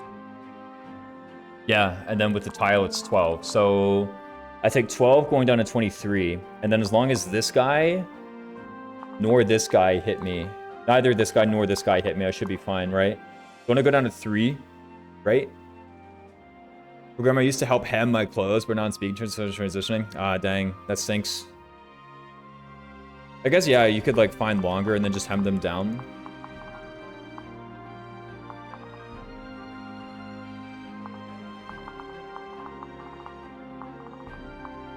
I am really attracted to any play that gets rid of these 2 units, which is putting Lissa here, right? Is this unit even, like, dangerous, though? Like, think about it. This short axe guy is just complicated, is the thing. Like, he's not even, like, strong. It's just complicated dealing with him, right? Also, I guess he could miss. What if I just go here and I don't sack either Pegasus? He could miss. This guy could miss. Actually, I think, like, not necessarily all of the guys, but a lot of them have, like, really bad hit rate. So I'd be chancing, like, several of these 40s to begin with, right? I didn't even know this guy's hit rate on me. 103. Calculating the hit rate is actually, like, such a pain in the butt. I'm gonna be real. I guess I could put an upper bound on it. 9. Wait, no. 18.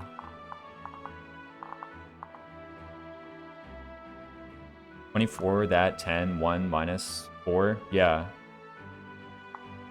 They pack a meaner punch, but they're less accurate.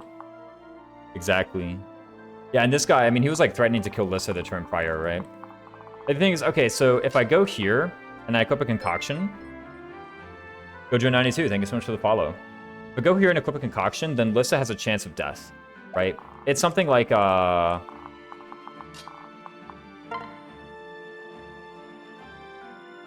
whatever 36... Wait, 36 squared is easy. It's, 24...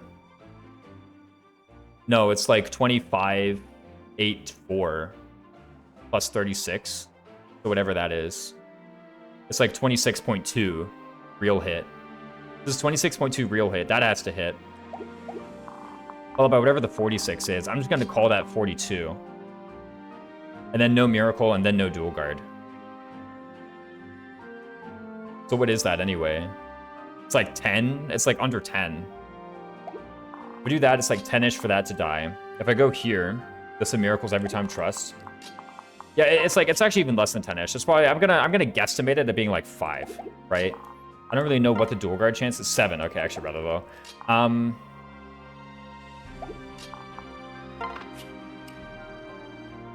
So it's more like 8, right? Like 8 about 8% to lose. Like right now, 8% to lose.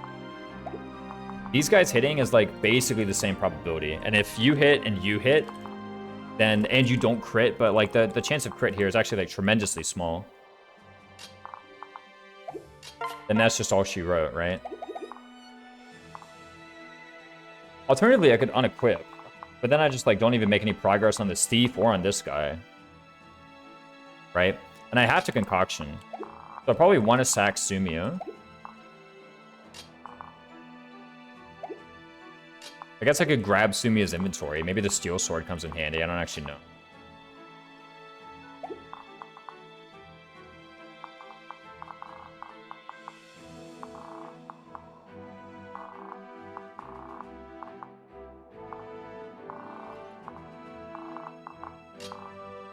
Guard is based on support rank and the average defense or res of the 2 units in the pair, whichever is correct for the enemy damage type. So Robin seems like a not great pair at getting them. Yeah, at the moment. I mean, it's like 7%, but you know.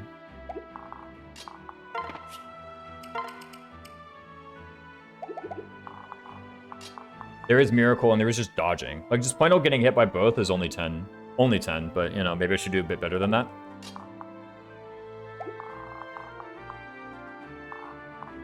And then I'm in position to kill this guy.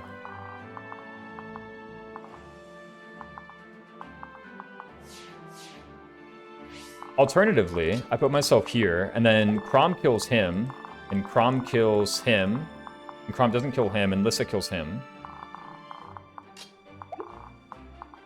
The thing is, I don't necessarily need to kill this guy with this. I could just kill this guy with Crom, actually. And then that actually reduces all the risk. So, like, Sumiya here, Crom here, Lissa here, puts Lissa in position to kill this guy, and makes it a 0% chance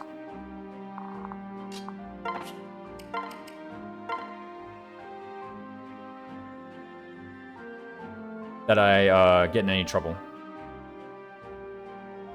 So I'm actually quite attracted to it now.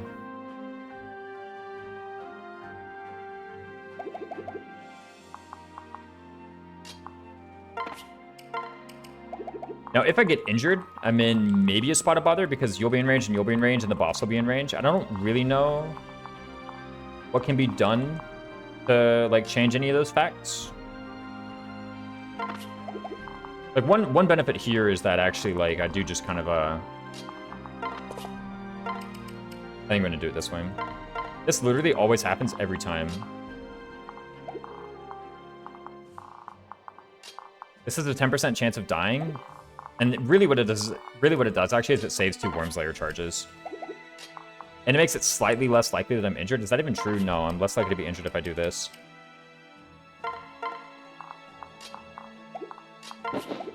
Then probably what I want to do is actually I want to go here. So that in case I need to like really taxi Lissa somewhere like super crazy, it'll be easy to. Does this Cordelia move introduce any chance whatsoever of this boss moving somewhere inconvenient such as here? Any chance whatsoever. If the boss moves here, I'm actually just owned. Is that even true? No, Lissa can like max move this way, Crom can just max move this way, and we can just redo the turn.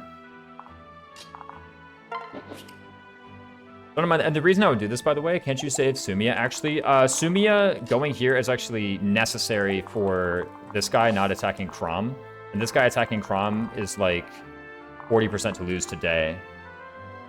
By unequipping Cordelia being bait. Oh, that's true. Man, Cordelia is so good, actually. Look how good Cordelia is.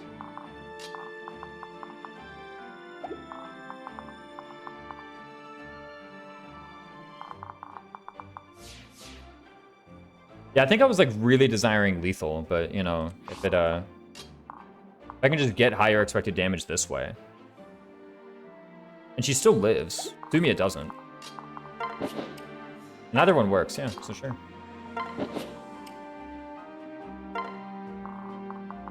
Yeah. And it only works because Cordelia, frankly, is quite good.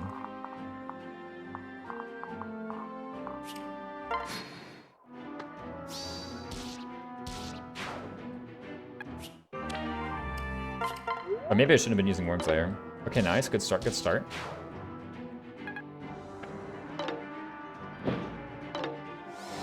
Oh, I needed Worm's Lair for this, I guess. Okay. We're actually super fine now.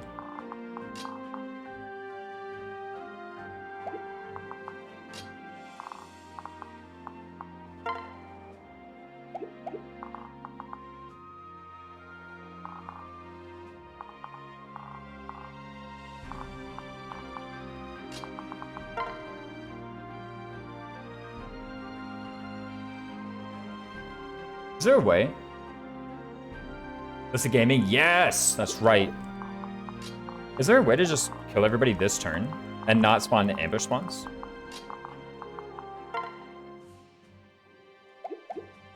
No way, right? That would only be true if, like, Cordelia were good.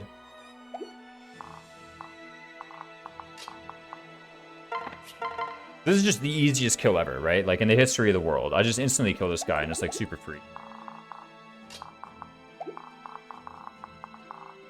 And then basically, if some combination of Sumia and Cordelia can kill this guy, then we're out of here. The issue is, I actually think I need this Frederick pair up, right? For when this counter, Pavis thing is like completely sus, right? Everyone lives? Yeah, everybody lives. Mostly because Cordelia can tank. That was close. Sumia would have died. What if one of the pegs takes Frederick? Well, then killing this guy is now an issue. Right? For one, killing this guy is actually an issue right now. Even, right? Like, even at the moment, killing that guy is not, like, trivial.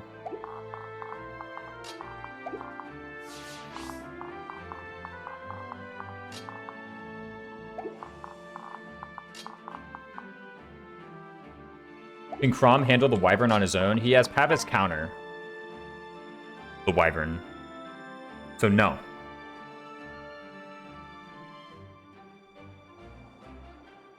Unless...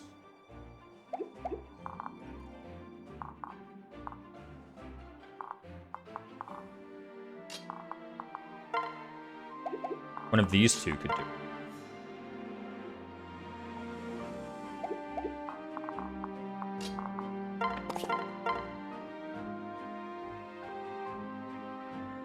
Like, for one, there's actually just chancing lethal right now.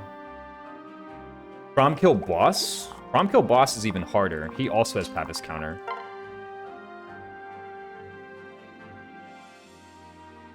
Let's go Archer and tank the Wyverns, or reinforce this next turn. Reinforcements with this turn. Ah, never mind. Yeah, the fact that both these guys have Pavis counter, like, I think Lissa killing this guy, like, kind of has to happen.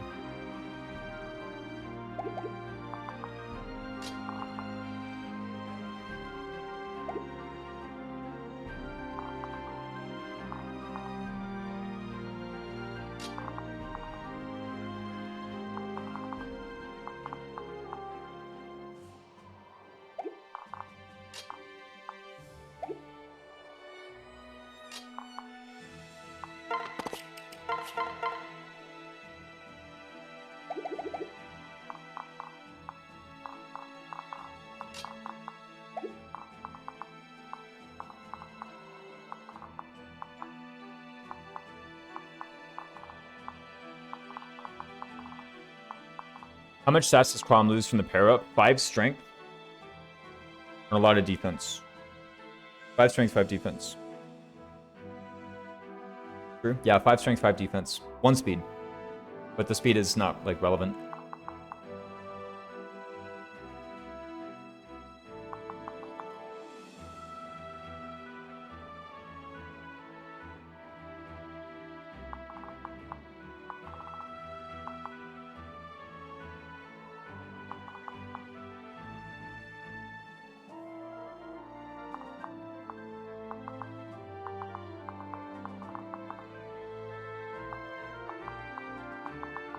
Also, like, I think I would need to like, hand axe from here.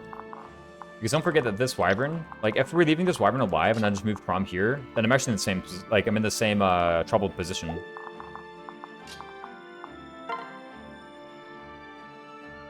This is very similar issues, of course. Oh, actually, one thing I could do is I could go over here. I could trade the Elwind over to Lissa's inventory.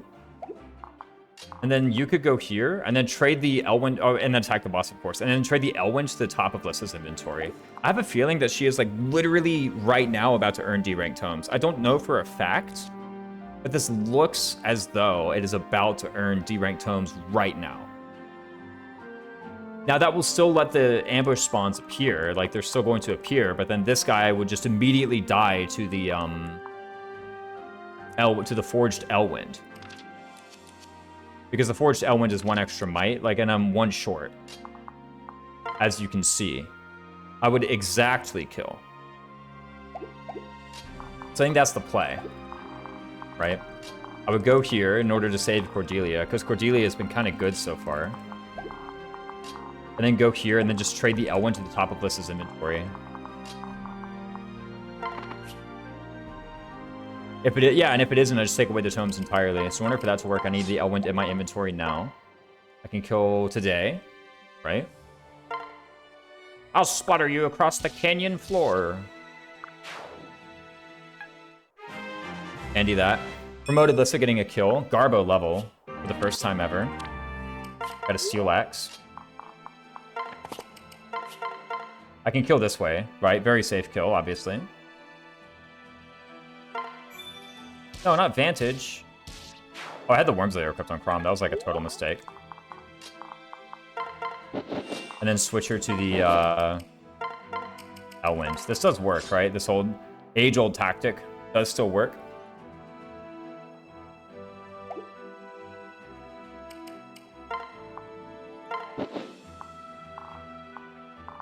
Okay, the ambush spawns will still appear, but I'll have an extra turn to deal with them, and I'm not in range. And I do 1 shot in the counter. So it's looking good. Boom! Simple. Also unlock huge, yeah, more miracle chance, exactly.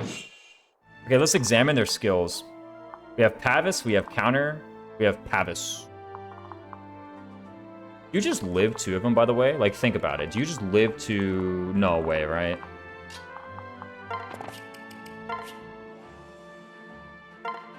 When I think, like, Worm's Lair 1-shot is, like, totally fine. Worm's Lair 1-shot a counter guy. It's as shrimple as that. It is, actually, just as shrimple as that. There's Hawkeye, Pavis, but, like, who cares, right? You're gonna attack Lissa, probably. Just like that. Boom, right? 5 Worm's Layers for 3 Crom kills.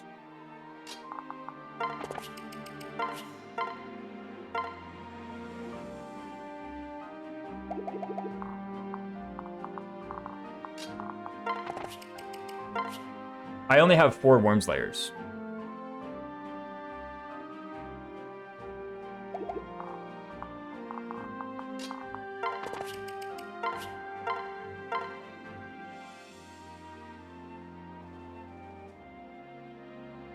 But also, like, nothing bad happens if I lose my Worm's Layers, right? So... I think, this guy having... Okay, so this is 3 damage. So I definitely am at 20. There's no way you deal 20 damage to me, right? 24 minus 12. 29 minus 12 is 17. Yeah, you don't deal that much to me. So do you just get all the Crom kills here? This is Crom kills all the way, right?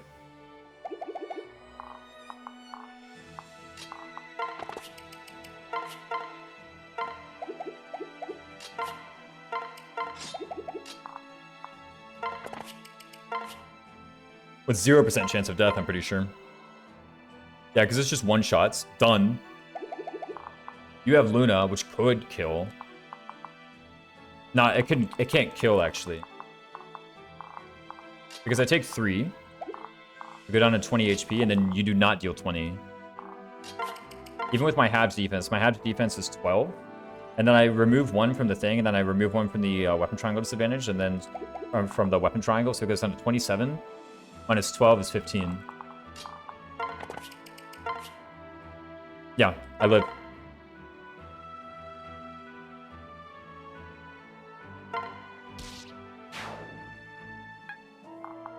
And then everybody runs.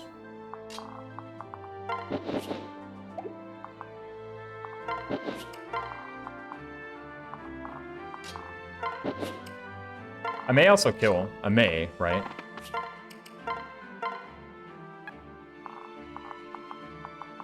I still have dual strikes. I still have crits. I don't have crits, actually. I guess I have dual strikes, so I may just kill them both, right? Nice. GG. Simple as. Prime level 19. GG. Not too bad. Apparently this map was easy. After the skill reroll. This is the one where you could say I rerolled the skills. Oh, who's oh, it's Phyla, right? I was like, who's this Pegasus? It's Phyla. Everybody's like hitting each other or something. GG, he's level 19. Yeah, he's level 19. And now we finally get second seal map. Let's go. Nice. Oh, and a javelin shop. That's actually kind of good. Ever thought about how good it is to have a javelin shop? There's apparently a angelic robe dropped here. But yeah, we can finally get in here. GG, not bad. Go me. Let's get the barracks events. After skipping ahead in my system clock, we can get the barracks events. Holy, everybody's in love. They're in love. Hold on, let's actually get supports first, just in case we Yo, A support with Frederick. So second seal, let's go into Archer Crom, right? No. I gotta be Cab Crom. I keep on hearing about Archer Crom. His Crom strength actually seems like exceptionally low. He's earned like pretty remarkably few strength levels over the course of the thing. He can continue using Falchion and Cab, right? So it shouldn't be too bad, you know? After why, which one has the second seal? The left one or the bottom right one? The top right one is Physic. I remember that one very clearly. Yeah, this is like pretty low strength on a Crom. As far as I know, it's a meme. Cav is def better. I don't know. People do keep on telling me about Archer Crom. They want that hit plus 20 or something, is what I've been told. I don't know. I have no idea. Top right, Rescue. Rescue, really. Lower left, Master Seal. Lower right, Second Seal. I'm gunning for that Second Seal then, right? Obviously, we need that Second Seal. Who loses Rapier, but not Falchion? Gotcha. And we have a one-use Worm's Lair. Don't spend it all in one place. Yeah, should be good. Bonite Crom, yeah, Bonite Crom, that's the real one, right? Okay, now let's actually get this. Now that everyone is allowed to be in love again, right? This is basically no pressure outside the initial wave and Noe Gregor. Yeah, I do recall that one. I don't know what all, like, is in the initial wave. But we can see. Well, let's say after this, I am just going to raid Avil. It's late at night. Time for me to make some dinner and go to bed, right? I should become a healthy human being. What's going on here? Maribel wants a big, hairy something or another. I didn't finish reading that. Equipped skills. We got like a muscly arm with a star above it. We got. But yeah, seems pretty good. Fun 2 chapters. This, Brom's picking up. I quite like the Alyssa promotion. I was not a believer, but now that I've seen it, I am a believer for sure. That level up kind of sucks. Luck only. I mean, like, you know, you gotta have some bad levels here or there, right? Man, Frederick is going in, though, man. Think about it. One more level, 20 strength. He will go in. Kind of good. He has a lot of HP, actually, this Crom.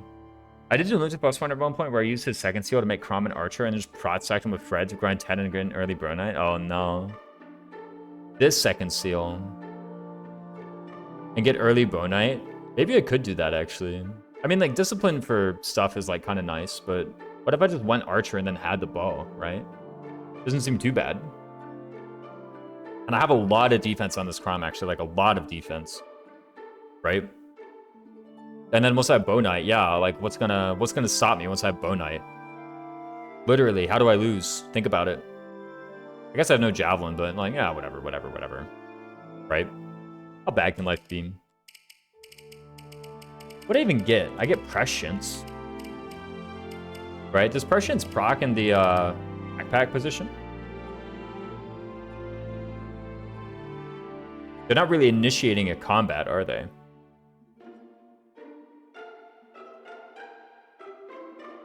That's the archer skill, right? Oh, I guess it's skill plus whatever another. Prescience is archer 10, though. Anyway, guys, I actually gotta go. For real. I'm gonna raid Avil. Russians procs to the backpack. Lucina can do the javelin thing? Yeah. I always got Lucina for that.